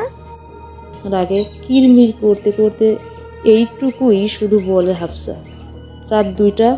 রীতিকে জড়িয়ে ধরে বেশ আরামে ঘুমাচ্ছে আবির। এমন সময় পাশের রুমে হঠাৎ 802-এ কেউই নুপুর পরে নাচ শুরু করে। নুপুরের ঝংকারের শব্দ বারবার প্রতিফলিত হয়ে আবিরের কানে অস্থির শব্দ হয়ে আসছে। ঘুম ভেঙে আশেপাশে তাকায় সে। আবির নিঃসুরে বলল, এখন নূপুর পায়ে নাচছে কে?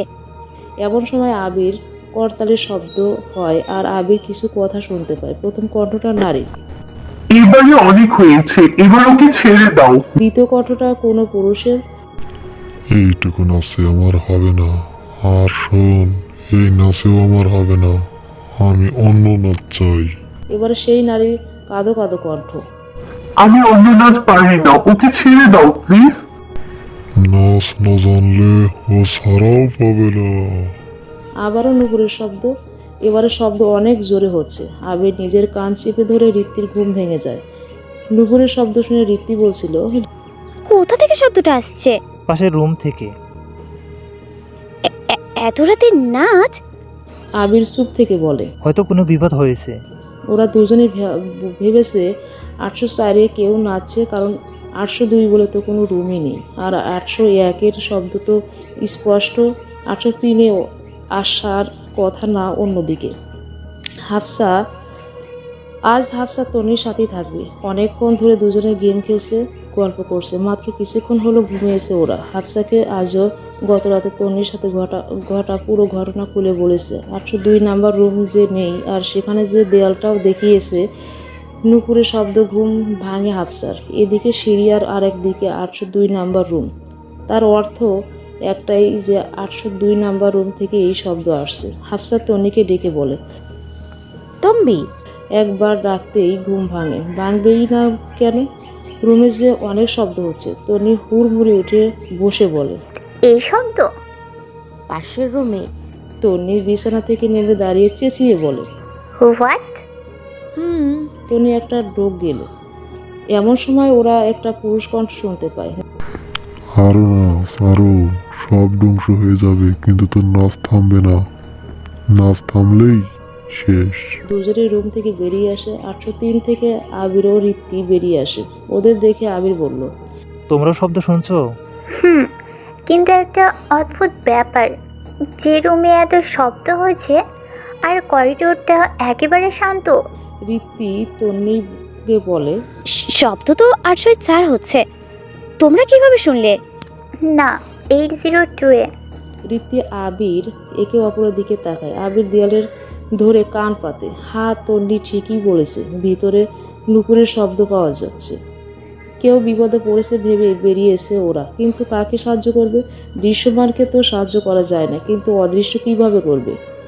কিন্তু এখন সবচেয়ে বড় প্রশ্ন, আদৌ কি কেউ বিপদে পড়েছে নাকি ওরা নিজেরাই বিপদে পড়েছে? দেয়ালে জোরে জোরে ধাক্কা দেয় আবির, কিন্তু কারোরই কোনো সারা শব্দ পাওয়া যায় না। আবারও ধাক্কা দেয়, এবারে সবই চুপ হয়ে যায়। না আছে নুপুরের শব্দ, না আছে কোনো কথা।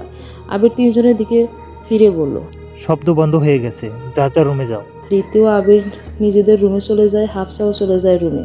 শুধু দাঁড়িয়ে থাকে তন্নি। এই রুমে কি আছে তা জানার কৌতূহল ওকে এখনো থাকতে বাধ্য করেছে। হাফসা গিয়ে এসে বলল, চল। আসছি। দেয়ালের দিকে তাকিয়ে আর ফোনেই বলল।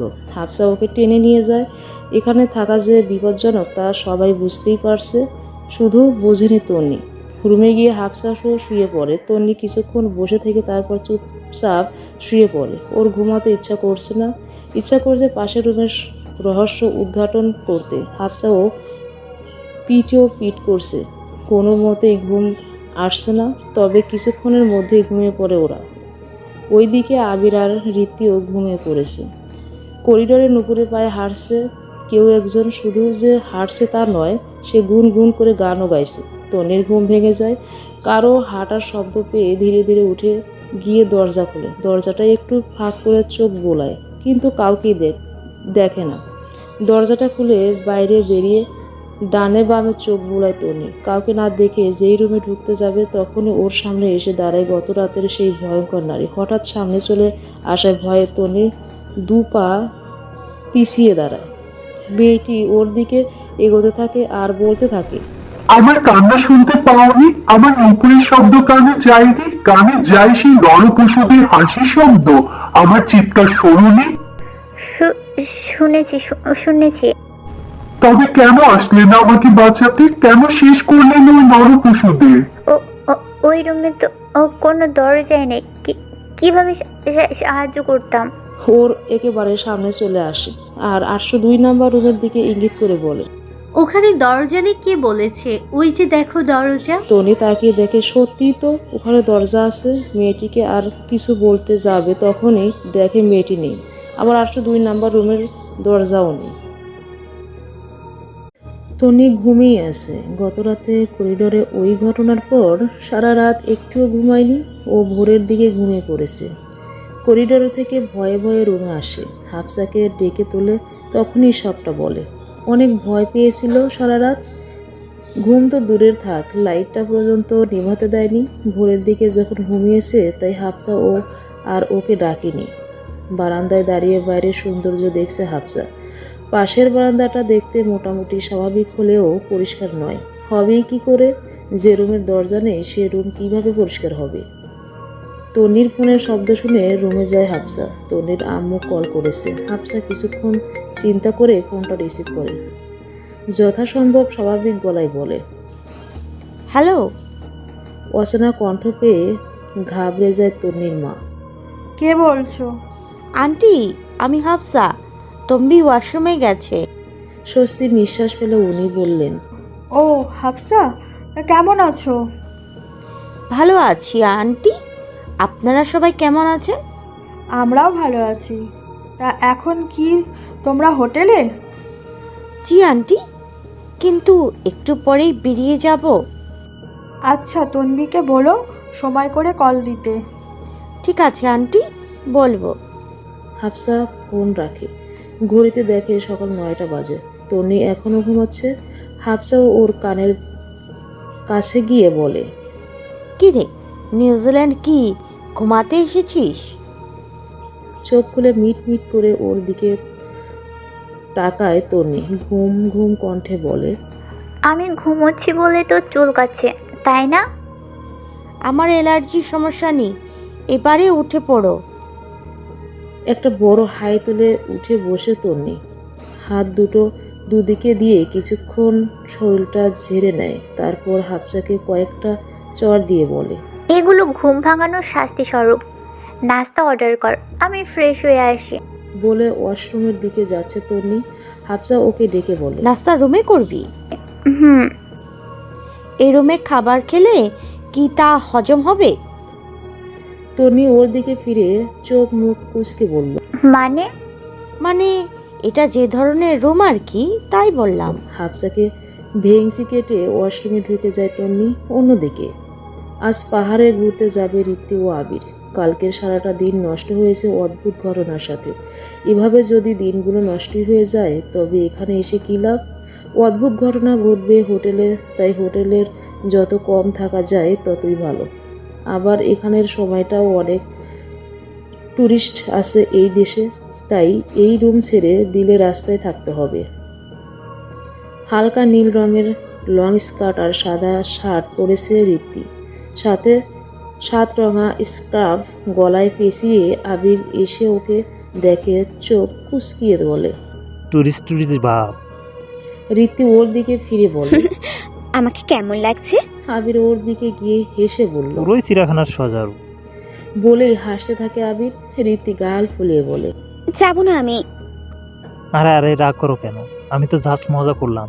সজারু কি খারাপ? আচ্ছা তাহলে তুমি গরিলা।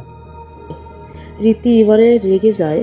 ও একটু মোটা বলে ওকে গরিলা বলবে?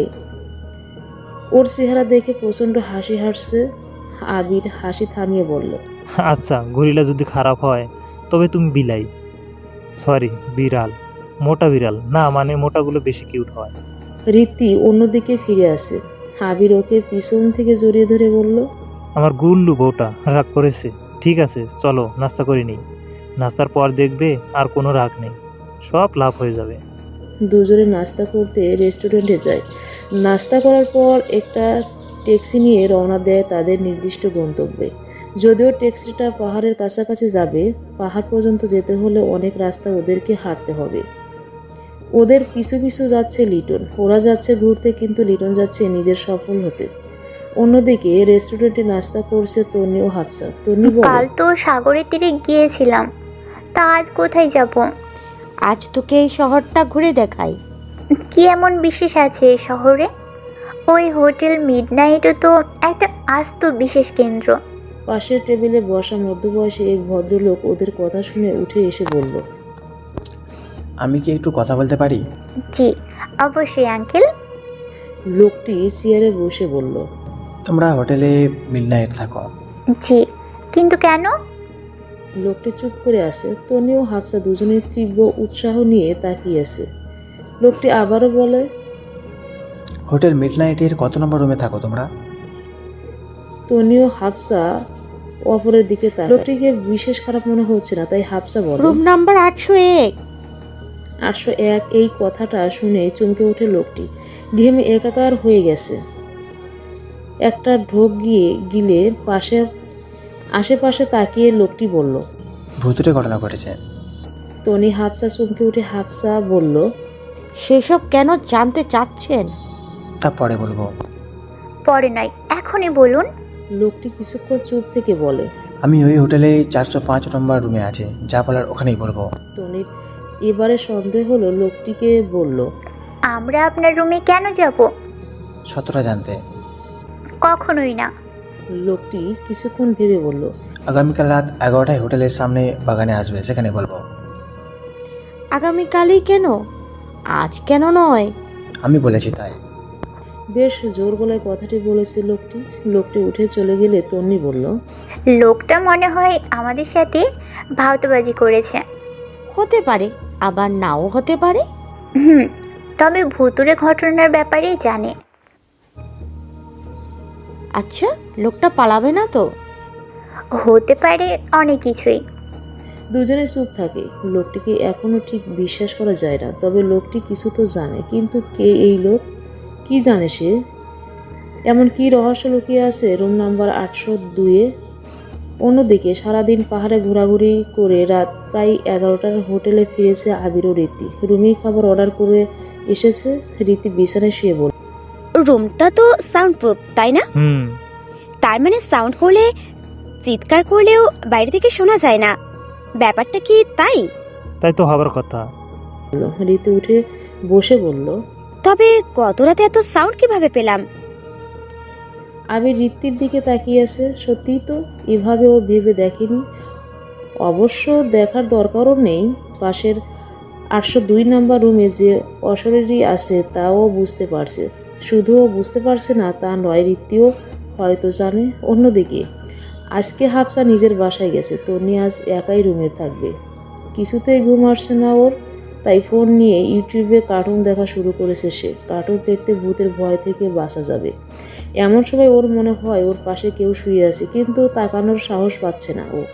হঠাৎ তাকিয়ে দেখে কেউই নেই। তনির স্বস্তির নিঃশ্বাস ফেলে ফোনের দিকে তাকিয়ে ভয়ঙ্কর নারীর মুখ দেখে স্ক্রিনে চিৎকার দিয়ে ফোনটা ফেলে দেয় ও। সামনে তাকিয়ে দেখে ওই মহিলা এখানেই দাঁড়িয়ে আছে। টনি পিছিয়ে গিয়ে বিছানার সাথে লেগে বসে আছে। কিছু বলার মতো অবস্থা ওর নেই।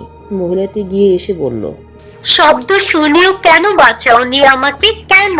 মহিলাটার চিৎকার সারা রুমে প্রতিফলিত হতে থাকে। টনি দরজার দিকে দৌড়ে দিলে মহিলাটি ওকে পিছন থেকে জোরে ধাক্কা দেয়। দরজার সাথে ধাক্কা খেয়ে মাথায় ব্যথা পায় টনি। মহিলাটি আবারও ওকে তুলে ছুঁড়ে ফেলে। দেয়ালের সাথে ধাক্কা খেয়ে ফ্লোরে পড়ে যায় সে। এবারে বেশ ভয়ঙ্করভাবে ব্যথা পায় টনি। ডান হাতে আর বাম পায়ের গোড়ালিতে ব্যথা পেয়েছে। মহিলাটি এগিয়ে এসে ওর সামনে হাঁটু গেড়ে বসে। টনি উঠতে গিয়ে বুঝতে পারে কোমরেও বেশ গুরুতর ব্যথা পেয়েছে ও। তোমার মৃত্যুর জন্য তুমিই দায়ী হবে বলেই টনি মাথা দেয়ালে ঠুকরাতে থাকে মহিলাটি। দুইবার আঘাত করার পরেই চোখ বন্ধ হয়ে মাটিতে পড়ে যায় টনি। ঠোঁটের ফাঁক দিয়ে রক্ত গড়িয়ে পড়ে, কপালে ফেটে রক্ত গড় করে পড়ছে ওর। হসপিটালের বেডে শুয়ে আছে তন্নি। সকালে হাফসা ওকে ফোনে না পেয়ে হোটেলে ওর রুমে গিয়ে ওকে অজ্ঞান অবস্থায় পায়।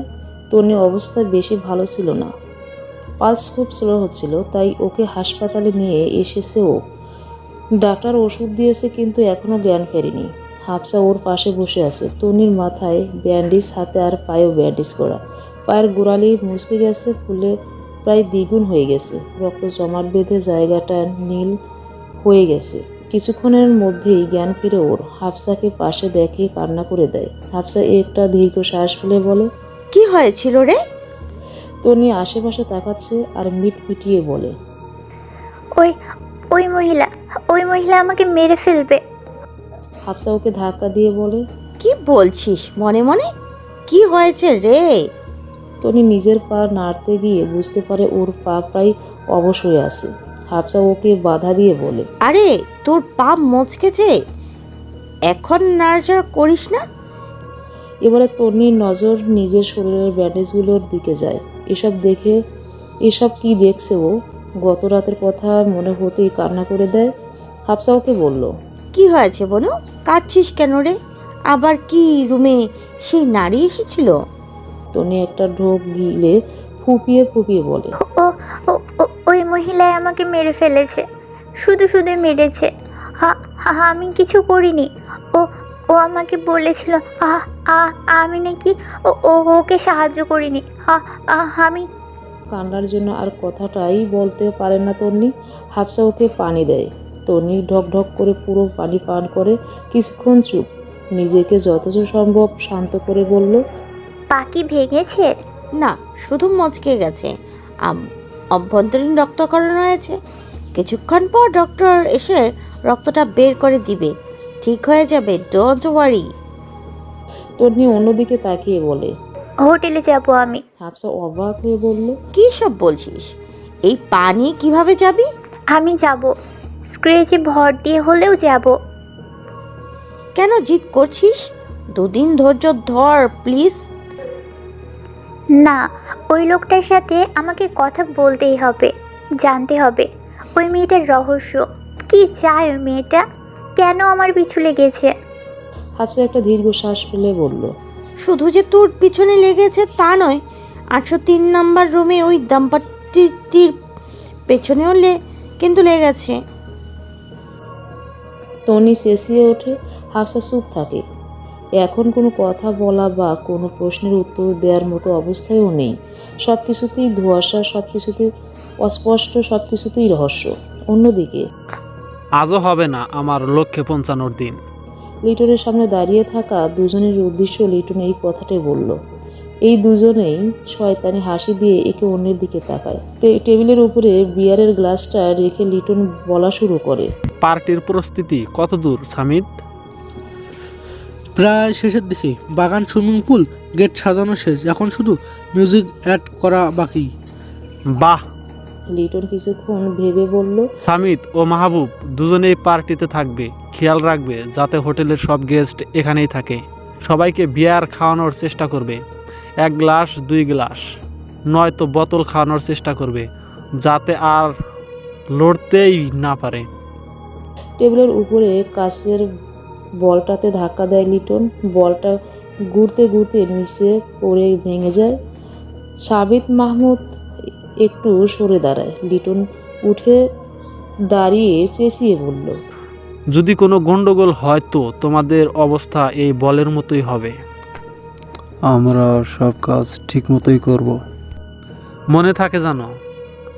লিটন চলে যেতে নিলে সামাদ পিছন থেকে বলে ওঠে, আর ওই ম্যানেজারের কি হবে?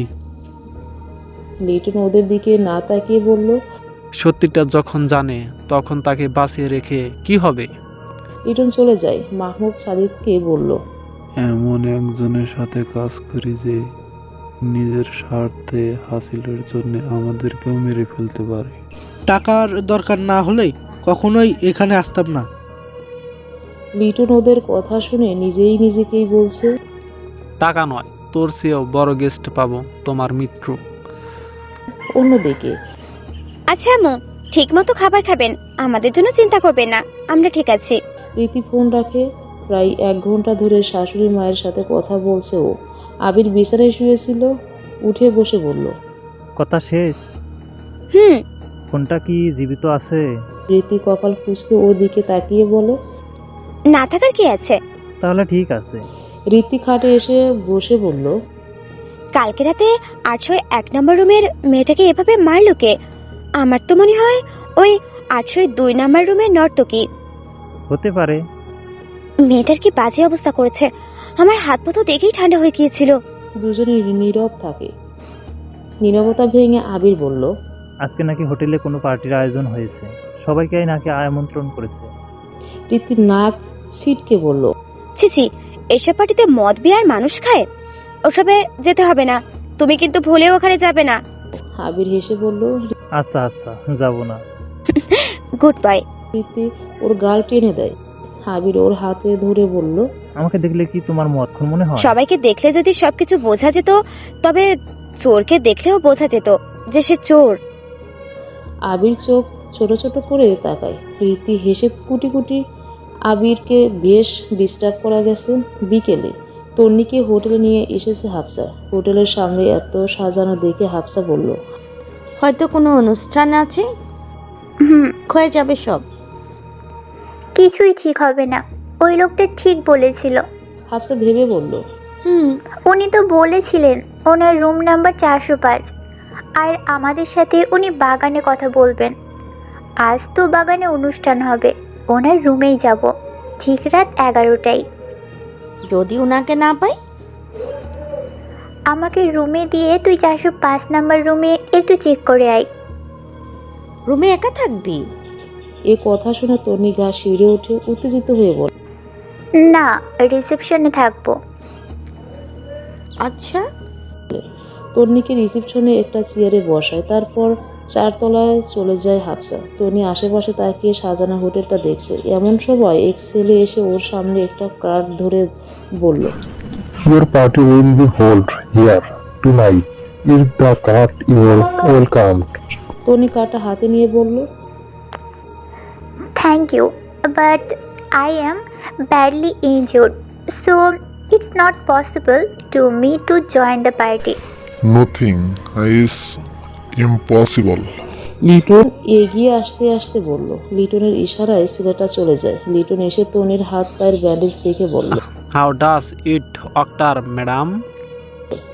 তন্নি অন্যদিকে তাকিয়ে বলল, I am not interested to share the plot. Okay. Liton মাথা নেড়ে বলল। লিটন আশেপাশে তাকিয়ে হাফসাকে খুঁজতে থাকে। এমন সময় রীতি ও আবিরও হোটেলে ঢোকে। একেবারে লিটনের মুখোমুখি হয়ে যায়। ভয়ে রীতির গলা শুকিয়ে কাঠ হয়ে গেছে। আবিরের হাতে চেপে ধরে দাঁড়িয়ে আছে। লিটন ওদেরকে দেখে বড় একটা হাসি দিয়ে বলল, হানিমুন? আবির ওকে পাশ কাটিয়ে যাওয়ার সময় ও সামনে এগিয়ে দাঁড়িয়ে বলল, ইগনোর। আবির অন্যদিকে তাকিয়ে আছে। লিটন আবারও বলল, মুট। এবারে আর সহ্য হলো না আবিরের। লিটনের নাক বরাবর একটা ঘুষি লাগিয়ে দিল। লিটন কিছুটা দূরে গিয়ে পড়ল। হঠাৎ এমন কিছুর জন্য মোটেও প্রস্তুত ছিল না লিটন। আবির এগিয়ে গিয়ে লিটনের পাশে বসে বলল, অনেক বলেছো, আর না। ঋত্বিকে নিয়ে চলে যায় আবির। হাফসা নেমে এসে বুঝতে পারে এখানে কিছু হয়েছে। তন্নিও পাশে গিয়ে বলে, রুমে চল। তন্নি ধরে উঠিয়ে নিয়ে লিফটে উঠায় হাফসা। লিটন, রীতি ও আবির আছে। রীতি ওদেরকে দেখে বলল, কি অবস্থা হলো ওর? তন্নি ওর দিকে মেরে তাকিয়ে ফেলতে বলল, পারতো। কে? ওই মহিলা। রীতি আবির দুজনই অবাক। উপরে এসে যে যার রুমে চলে যায়। হাফসা রুমে ঢুকেই বলা শুরু করে, আজ রাতে আমাদের যেতে বলেছে, সত্যিটা বলবে।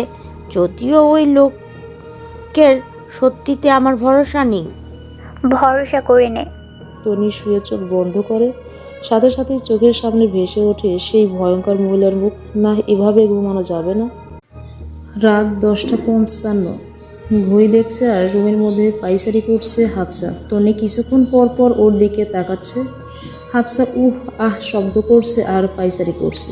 টনি হতাশ হয়ে বলল, মনে হয় না কেউ আমাদের ডাকতে আসবে। হাফসা খাটে বসে বলল, কিন্তু আমাকে তো বলেছিল আসবে। তবে কি কোনো সমস্যা হলো? হাফসা অন্যদিকে তাকায়। মনের মধ্যে বড়ই অশান্তি চলছে ওর। কথা দিয়েও কি কথা রাখবে না ওরা? বিকেলে যখন হাফসা 405 নম্বর রুমে গিয়েছিল, তখন প্রায় 4 বা 5 বার বেল দেওয়ার পর একজন মেয়ে দরজা খুলেছিল। মেয়েটির বয়স 18 বা 19 হবে। হাফসাকে দেখে মুচকি হেসে বলেছিল, how are you? I am Hafsa. মেয়েটি আরেকটা হাসি উপহার দিয়ে বলেছিল, ভেতরে আসো। কিছুটা স্তব্ধ বোধ করলেও ভিতরে ঢুকেছিল হাফসা, কারণ ওকে তো সত্যটা জানতে হবে। ভিতরে ঢুকে সেই লোকটিকে দেখেছিল সে। তাকে দেখেই হাফসা তার দিকে এগিয়ে গিয়ে কিছু বলতে নিলে লোকটি হাতের ইশারায় ওকে শান্ত হতে বলে। মেয়েটি এসে বলেছিল, আপু আমি পিউ, তুমি বসো। হাফসা মুচকি হেসে সেখানেই বলেছিল। লোকটি ওকে বলে দিয়েছিল, ঠিক 11টা বাজে আমার মেয়ে পিউ আমাকে ডেকে নিয়ে আসবে, তুমি আর তোমার বন্ধু চলে এসো। জি ঠিক আছে, কিন্তু আমি এই বিষয়ে কথা বলতে এসেছি, তা কি করে জানলেন? সব কিছু কি জানতে হয়? কিছু কিছু বুঝতেও হয়, বুঝলা? ঘড়িতে 10:49 বাজে, তবুও কেউ এলো না। টনি ডেকে গিয়ে বলল, আসবে না, আসবে না, কেউই আসবে না এখানে। ভাওতাবাজি করেছে তোর সাথে। আরে তম্বি চেঁচামেচি করিস না তো। এমন সময় পাশের দেয়ালে থেকে একটা রক্তাক্ত হাত বের হয়। হাফসা সেদিকে তাকিয়ে তন্নিকে বলে, ওটা কি? তনি ফিরে তাকিয়ে হাত দেখে বলে, আবার এসেছে, আবার এসেছে, মেরে ফেলতে চায় আমাকে। সেই হাতের মালিক এবার দৃশ্যমান হয়, ভারী কণ্ঠে বলে। হাফসা তনিকে ধরে বিছানা থেকে উঠায়, দরজা খুলতে যাবে ঠিক এমন সময় ঝড়ের বেগে দরজার সামনে এসে দাঁড়ায়।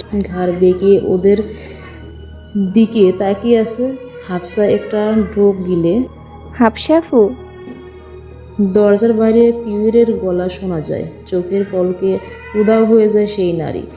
হাফসা গিয়ে পিউর হেসে বলে, বাবা ডাকছে তোমাদের। আসছি। টনি কেসে ভর দিয়ে গিয়ে লিফটে ওঠে। 405 নম্বর রুমে এসে দুজনে ঢুকে লোকটি পিউকে বলল, পিউমা তুমি পার্টিতে যাও, আর যাওয়ার আগে দরজাটা বাইরে থেকে লাগিয়ে দিও।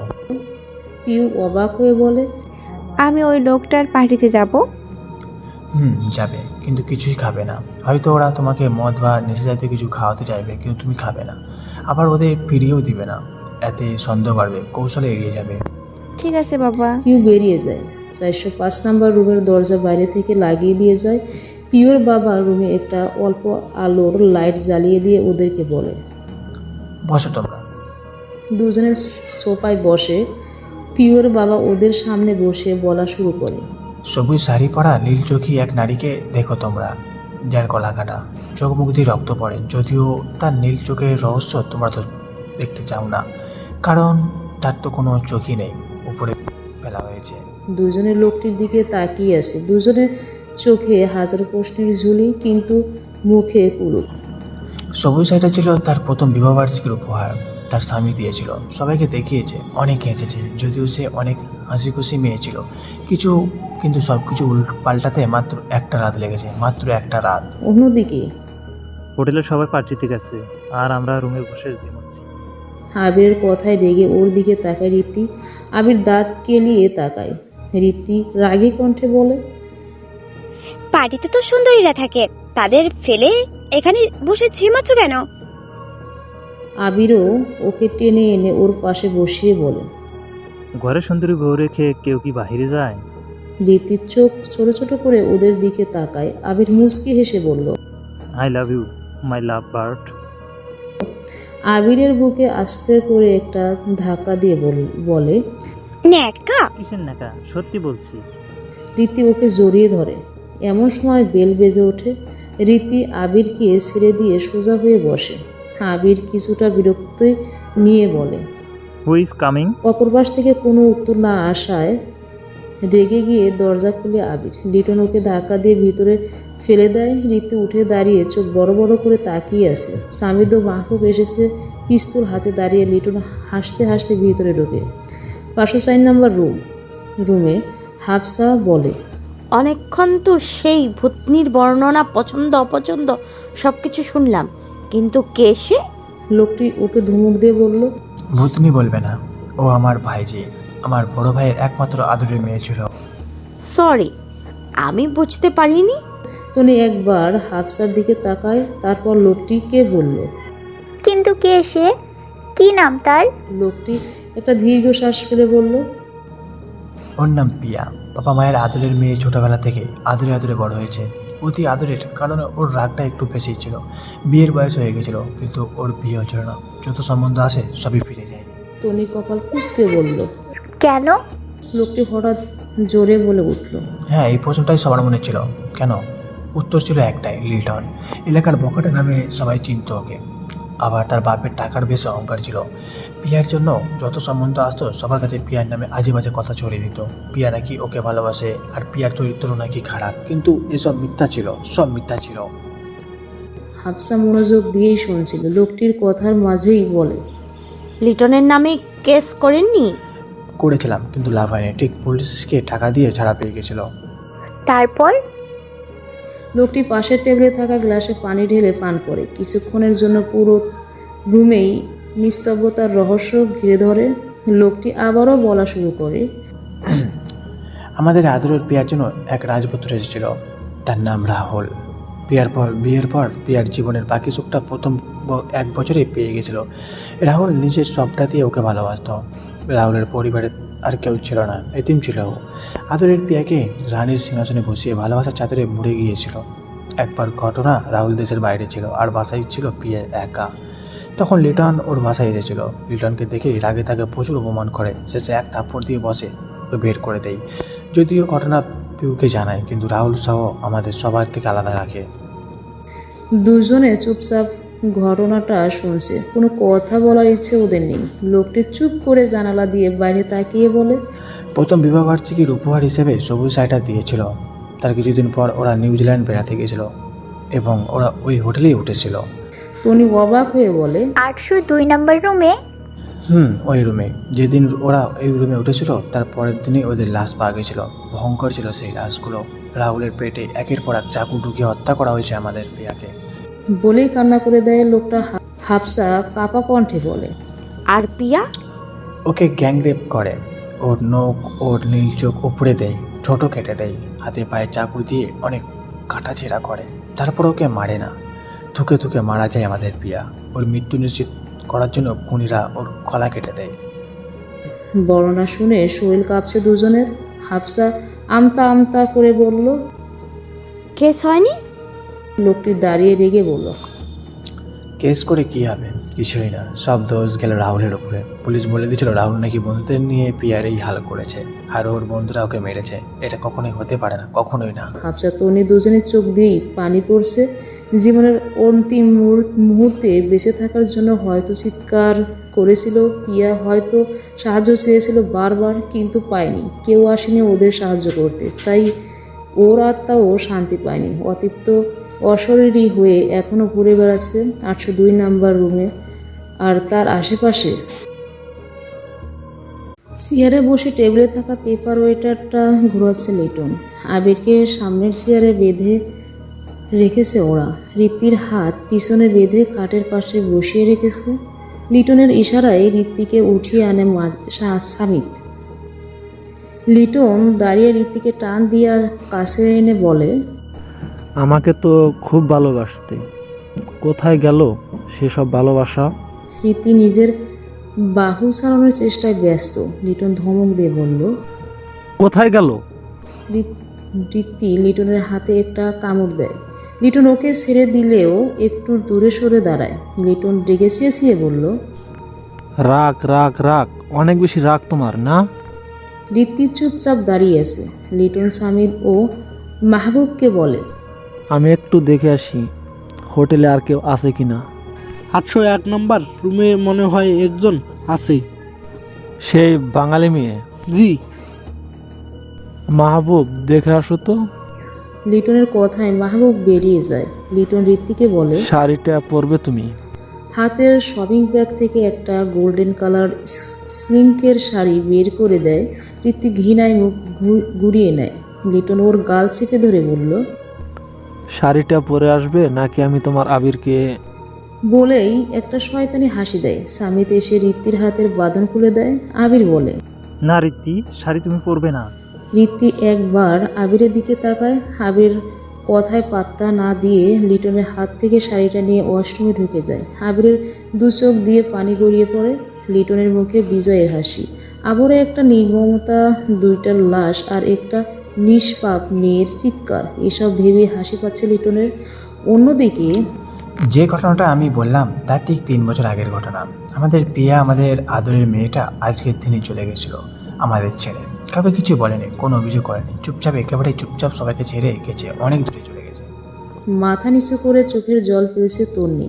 এছাড়া আর কি করার আছে?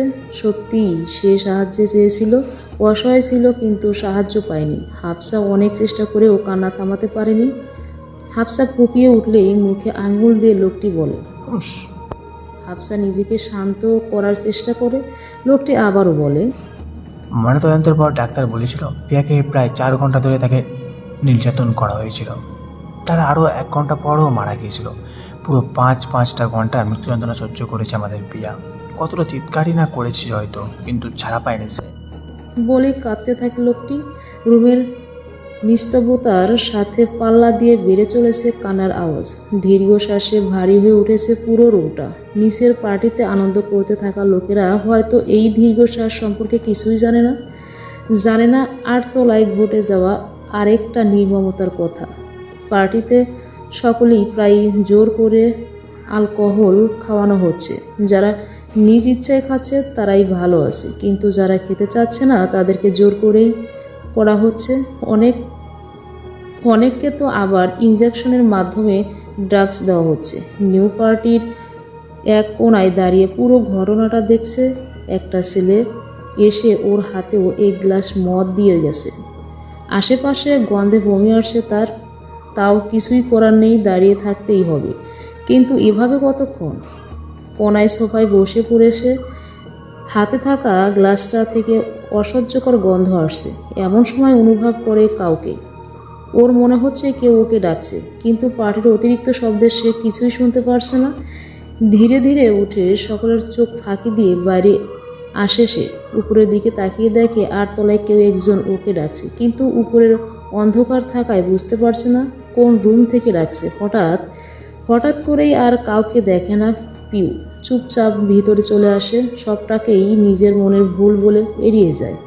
আর তলায় মাহবুব এখনো কেন আসে না? এত দেরি হয় নাকি? যাও তো সামিদ, দেখে আসো। জি। সামিদ বেরিয়ে করিডোরে দেখে কেউ নেই। কোথায় মাহবুব? 801 নম্বর রুমের সামনে গিয়ে দেখে রুম লক করা। সামিদ নিজেই বিরক্তর সুরে পালিছে ভেতুটা বলে। সামিদ 803 কাছে যাওয়ার আগেই 802 নাম্বার রুমের দরজা খুলে যায়। হঠাৎ এমন হাওয়ার চমকে ওঠে, সেদিকে তাকায় সামিদ। পুরো রুমটা গুটগুটে অন্ধকার, যেন কোনো শ্মশান ঘাটের ভিতর থেকে বৃষ্টির একটা গন্ধের সাথে অদ্ভুত ঠান্ডা বাতাস বয়ে আসে। সেই বাতাসে যেন মৃত্যুপুরের শীতলতা মাখিয়ে রেখেছে কেউ। অদ্ভুত কণ্ঠে কেউ বলে, সামিদ ভেতরে এসো। কিছু না ভেবেই ভিতরে যায় সামিদ। দরজাটা বন্ধ হয়ে যায় আর বাইরে থেকে দরজার পরিবর্তে দেওয়াল এসে যায়। সামিদ কাঁপা কণ্ঠে বলল, কে আসো? স্মিত হেসে একটি সুকণ্ঠীয় নারী জবাব দিল, তোমার মৃত্যু। রুমের লাইট জ্বলে ওঠে। সামিদ দেখে ফ্যানে মাহবুবের লাশ ঝুলছে, কিন্তু রুমে কেউই নেই। হঠাৎ মুখে রিমঝিম ঝংকার শুরু হয়। ও বুঝতে পারে ওর চারিদিকে ঘুরে ঘুরে কেউ নাচে। এবারে ওর সামনে এসে দাঁড়ায় সেই ভয়ঙ্করী, সেই সবুজ শাড়ি পরিহিতা পিয়া। তবে এখন ওকে ভয়ঙ্কর লাগছে না। নিজ চোখ, গোলাপি ঠোঁট, হলদে শরীর, সবুজ শাড়িতে অসাধারণ সুন্দরী লাগছে। সামিদের একেবারে সামনে দাঁড়িয়ে বলে, ভয় পেয়েছো? আমি তো তোমাকে ভয় দেখাতে চাইনি। মাহবুবকে কিন্তু আমি মারিনি। তোমারই রূপ দেখে আত্মহত্যা করেছে। ভেবো না আমি তোমাকে মারবো। সামিদ নেশা ভরা কণ্ঠে পিয়ারা আরো কাছে এসে বলে, এমন রূপসী কি কাউকে মারতে পারে? পিয়া বাঁকা হেসে বলে, কিন্তু রূপসীদের সবাই মারতে পারে। পিয়া নিজের রূপ বদলাতে শুরু করে। কোথায় গেল সেই নীল চোখ, এত কালো কঠোর? কোথায় গেল সেই গোলাপি ঠোঁট, এত কাটাছেঁড়া ঠোঁট যা থেকে রক্ত পড়ছে? কোথায় গেল সেই হলদে শরীর, এত কাটার দাগে ভর্তি রক্তাক্ত শরীর? কোথায় সেই সুন্দর সবুজ শাড়ি, এত শ্যাওলা পরা ময়লা শাড়ি যার রংটাও স্পষ্ট নয়? সামিদ পিছিয়ে যেতে যেতে দেয়ালে লেগে যায়। পিয়া বাঁকা হেসে ঘাড় বাঁকিয়ে ভয়ঙ্কর কণ্ঠে চিৎকার করে বলে, সব নেশা কেটে গেল, এবার আমার নেশা শুরু, রক্তের নেশা। স্বামীদের গলা জোরে চেপে ধরে পিয়া স্বামীর হাত পা ছোড়াছুড়ি শুরু করছে, মুখ দিয়ে রক্তও পড়ছে। ওকে ছুঁড়ে ফেলে দেয়ালে ধাক্কা লেগে প্রচণ্ড ব্যথা পায়। পিয়াও এগিয়ে এসে ওর মাথা দেয়ালে টুকরাতে থাকে। একবার দুবার নয়, 10-12 বারও নয়, কতবার যে টুকরাইছে তা ওদের কেউই বলতে পারে না। স্বামীদের মাথা থেতলে গেছে, মস্তিষ্কটাও কিছুটা বের হয়ে গেছে, করটির হাড় হয়তো একটাও আস্ত নেই। ওর মুখটা দেখে বিছিয়ে ফেলে দেওয়ার মাংসের মতো লাগছে। 803 নম্বর রুমে ওয়াশরুমে বসে অনেকক্ষণ কান্নাকাটি করে শাড়িটা পরার ডিসিশন নিয়েছে রীতি। আবিরের জন্য হলেও আজ পুরুষের সামনে নিজেকে সাজিয়ে নিয়ে যেতে হবে। রীতি ধীরে ধীরে শাড়িটা পরে নেয়। লিটন খুব রেগে বসে আছে। মাহবুব প্রথমে গেল তো গেলেই, আর এখন সামিত। কোথায় গেল এরা? বিরক্ত হচ্ছে লিটন। ওয়াশরুমের দরজা খোলার শব্দে বিরক্তটা মুহূর্তে উধাও হয়ে যায়। এখন রীতি দেখবে, ও যেভাবে আবিরকেও দেখে সেইভাবেই দেখবে না, রীতিকে আরও নোংরাভাবে দেখবে লিটন। এসব ভাবতে ভাবতেই সেদিকে ফিরে এসে কিন্তু রুমের লাইট অফ হয়ে যায়। রীতিকে দেখা হয় না তার। আচমকা এমন ঘটনা রীতি আর আবিরও চমকে ওঠে।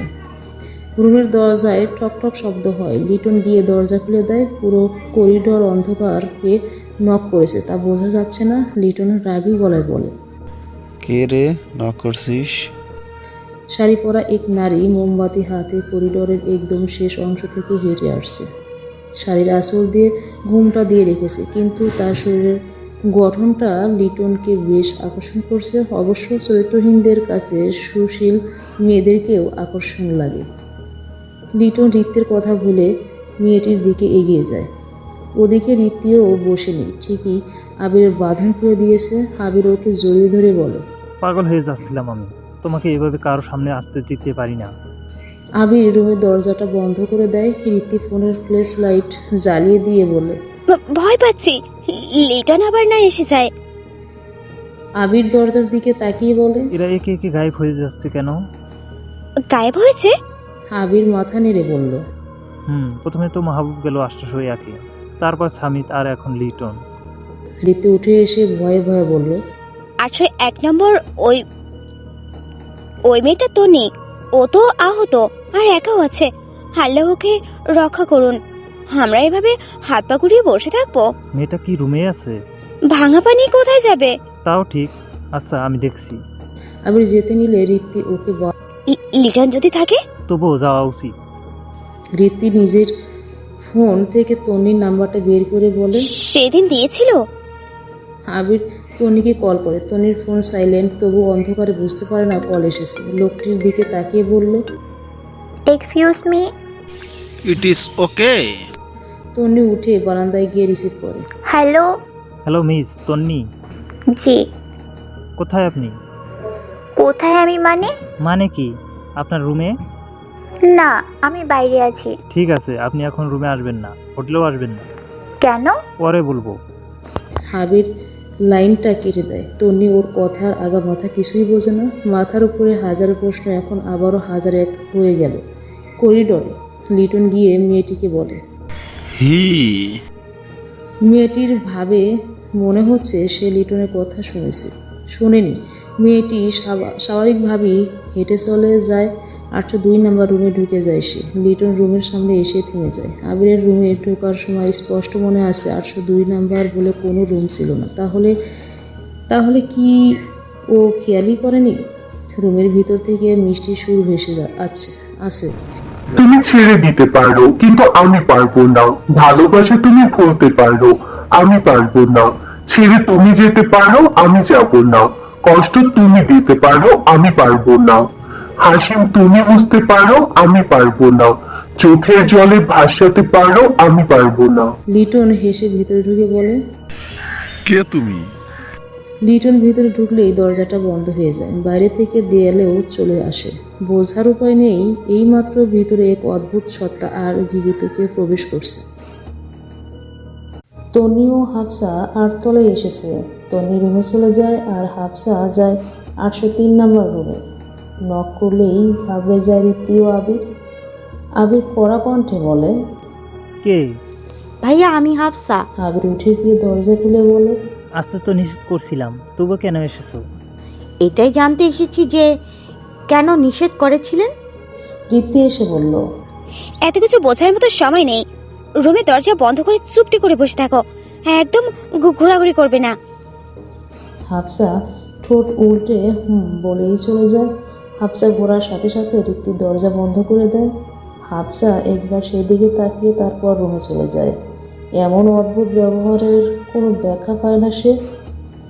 রুমে গেলে তন্নি বলে, কি রে, কি বললো? রুমের দরজা বন্ধ করে বসে থাকতে। কি? তন্নির কণ্ঠ শুনে মনে হলো এমন কথা জীবনেও সে শোনে নাই। হাফসা দরজা বন্ধ করে এসে বিছানায় শুয়ে পড়ে। তন্নি সিলিং ফ্যানের দিকে তাকিয়ে আছে। চুপচাপ লোকটির বলা প্রতিটি কথা ভাবছে ওরা। কল্পনা করার চেষ্টা করছে পিয়ার আর মৃত্যুটা। আর যাই বল, পিয়াকে কিন্তু লিটনে মেরেছে। তা তো বোঝাই যাচ্ছে। তন্নি অন্যমনস্ক হয়ে বলল, কিন্তু মারার জন্য নিউজিল্যান্ডে পেল। এই জন্যই তো দোষ সব রাহুলের উপর গেছে। কিন্তু পিয়া আমার এ হাল কেন করলো? কি জানি। অন্যদিকে লিটন ধীরে ধীরে পিয়ারার দিকে এগিয়ে যায়। মাথার ঘুমটা তুলে ওর চেহারা দেখে চমকে ওঠে। 2-3 পা পিছিয়ে দাঁড়ায়। নিজের কুকর্মগুলো নিজেরই মনে হতে পড়ে। পিয়া যখন চিৎকার করে সাহায্য চাইছিল আর ওরা মনের সুখে হাঁটছিল, যখন পিয়ার নখ উপরে নেওয়া হচ্ছিল তখন ওরা গান গাইছিল। যখন পিয়ারার চোখের সামনে রাহুলের পেটে ছুরি চালানো হয়েছিল তখন ওরা পিয়ারার মুখ থেকে ওর চিৎকার শুনে আনন্দ পাচ্ছিল। পিয়া ওর দিকে এগিয়ে আসতে আসতে বলে, এবারেও একজনকে মারতে এলে, তার হানিমুনে বাধা, তার ভালোবাসায় কাটা হলে, তার স্বামীকে আহত করলে। কেন লিটন, আমি কি পুরানো হয়ে গেছি? লিটন দরজার দিকে গিয়ে দরজা খোলার চেষ্টা করে। পিয়া জোরে হাসতে থাকে। রাত গিয়ে মুড়িয়ে রাখা সেই হাসি শুনে লিটন প্রায়ই মরে যায় অবস্থা। পিয়া আবার বলল, এত সহজে তো তুমি মরবে না। মৃত্যুর জন্য প্রার্থনা করবে কিন্তু মরবে না। আমার কাছে হাত জোর করে মৃত্যু ভিক্ষা চাইবে কিন্তু পাবে না। লিটন হাত জোর করে পিয়ার সামনে হাঁটু গিরে বসে বলল, প্রাণ ভিক্ষা দাও প্লিজ, আমাকে ক্ষমা করে দাও। পিয়া তার ছেলের হাসি দিয়ে বলে, ক্ষমার প্রাণ ভিক্ষা, এই দুইটা শব্দ আমার ডিকশনারিতে নেই। লিটন মনে করে এই একই কথা পিয়ারাকে বলেছিল ও। পিয়া হাত জোর করে রাহুলের প্রাণ ভিক্ষা চাচ্ছিল, কিন্তু এই কথাটা বলেই ও রাহুলকে মেরে ফেলে। কয়েকবার রাহুলের পেটে ছুরি ঢুকে আর বের করেছে। চিৎকারের পর চিৎকারও করেও কারো সাহায্য পায়নি পিয়া।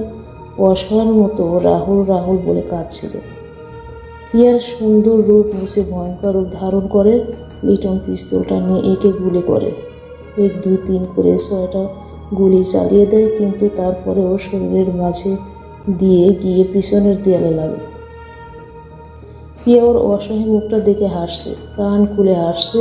এটাই চেয়েছিল এতদিন। পিয়া বলল, মৃত মানুষকে আর কত মারবে? লিটনের হাত পা কাঁপছে।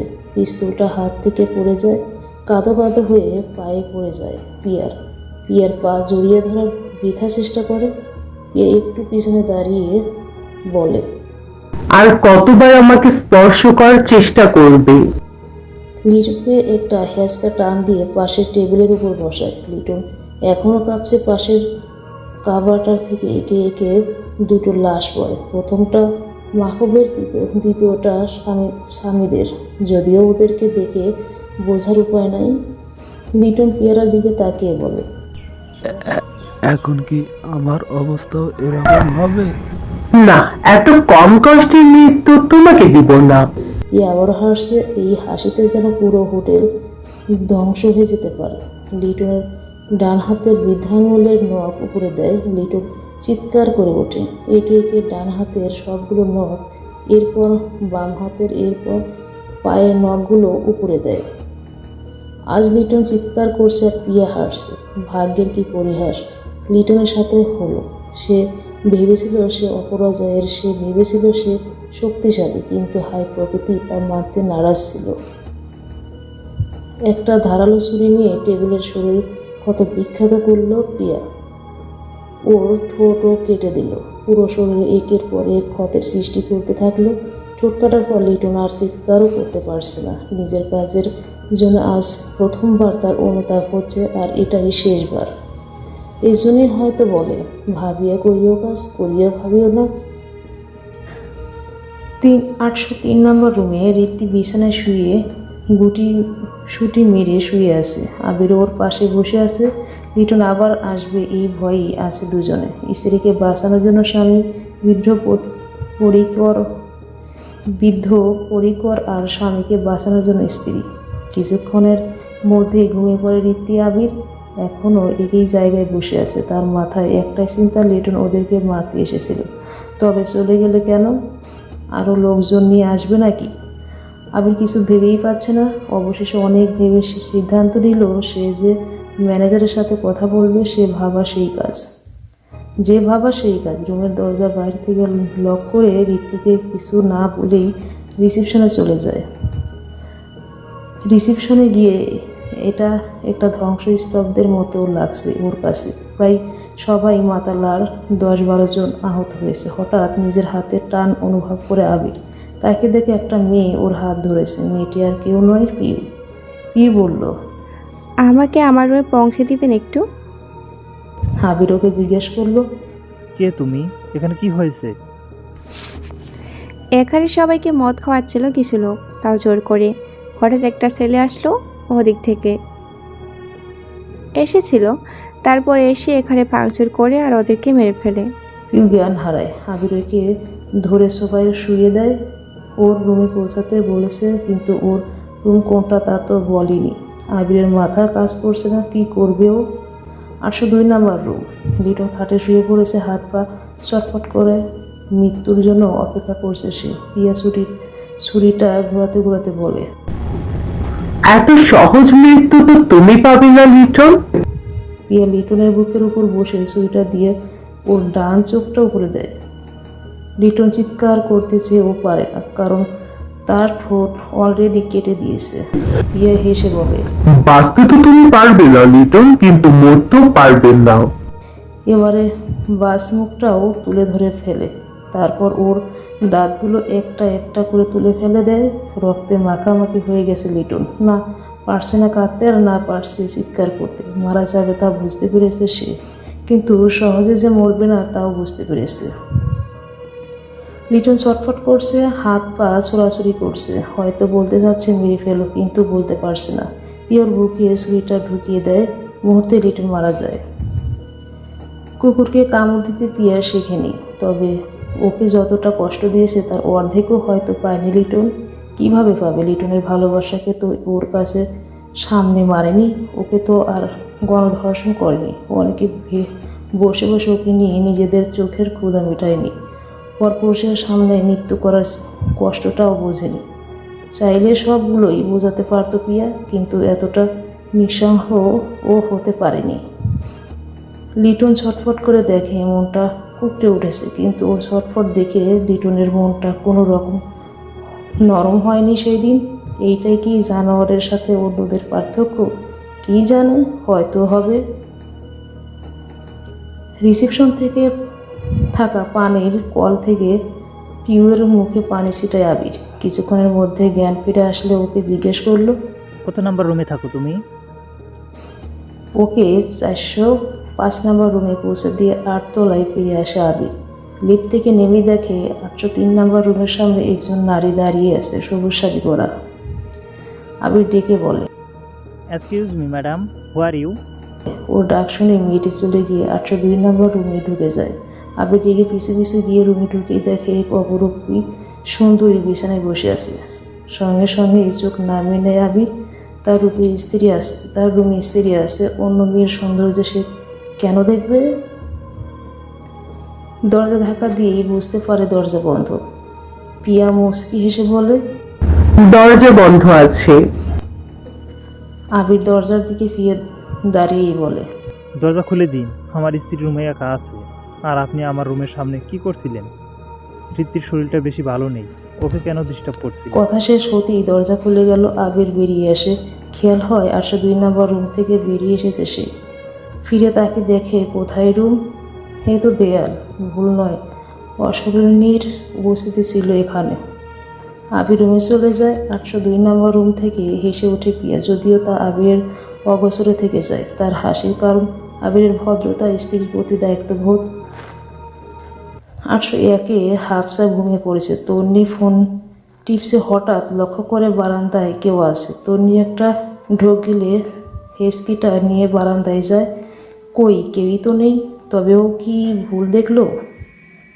এমন সময় পাশের রুমের বারান্দায় দেখে প্রিয়া দাঁড়িয়ে আছে। তন্নিকে দেখে মুচকি হাসে। আশোকে দেখে মোটেও ভয় লাগছে না তন্নির, বরং মায়া হচ্ছে।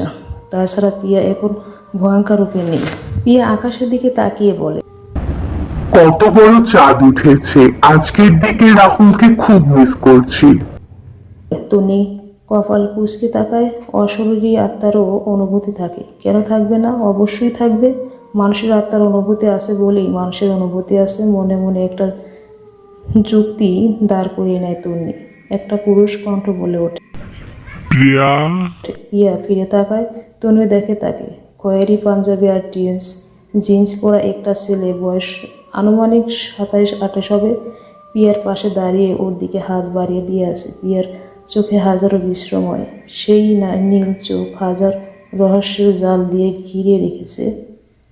প্রিয়া স্মিত হেসে বলে, রাহুল, আমার রাহুল, একা যে থাকতে পারবো না। প্রিয়াও হাত বাড়িয়ে দিয়ে রাহুলের হাত ধরে। একে অপর দিকে তাকিয়ে উধাও হয়ে যায় তন্নির চোখের সামনে। তন্নি চমকে উঠে আশেপাশে তাকায়, মাথা নিচু করে একটা দীর্ঘশ্বাস ফেলে।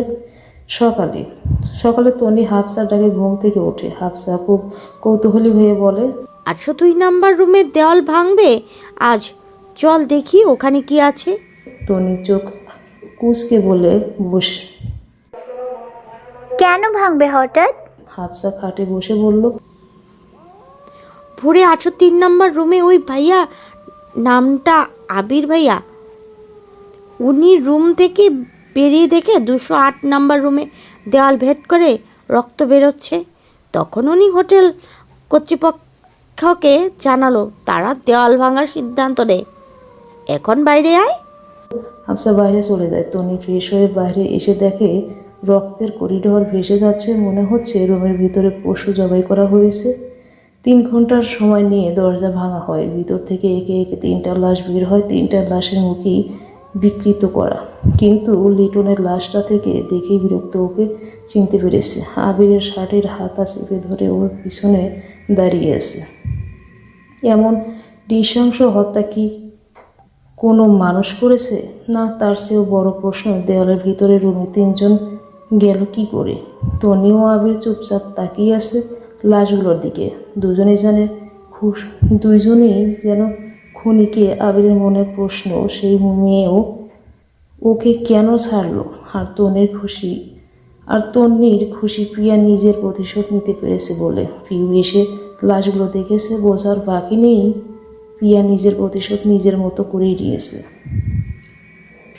লাশ নিয়ে চলে গেলে তনি রুমের ভিতরে যায়। আশেপাশে চোখ বোলাতে থাকে। খাটের উপর থাকা বক্সটা জানান দিচ্ছে এটাই রাহুলের দেওয়া প্রিয়ের শেষ উপহার। হঠাৎ বাম পাশের দেয়ালে চোখ যায় তনি। রক্ত দিয়ে ধীরে ধীরে একটা লেখা ভেসে ওঠে, গুড বাই। তন্নি মুচকি হেসে পুলিশ বেরোতে বললেই বেরিয়ে যায়। জীবনের এক ধাপ অভিজ্ঞতা বাড়িয়েছে এখানে এসে। রুমের দিকে ফিরে তন্নি নিশ্চুপ সুরে বলে, বাই।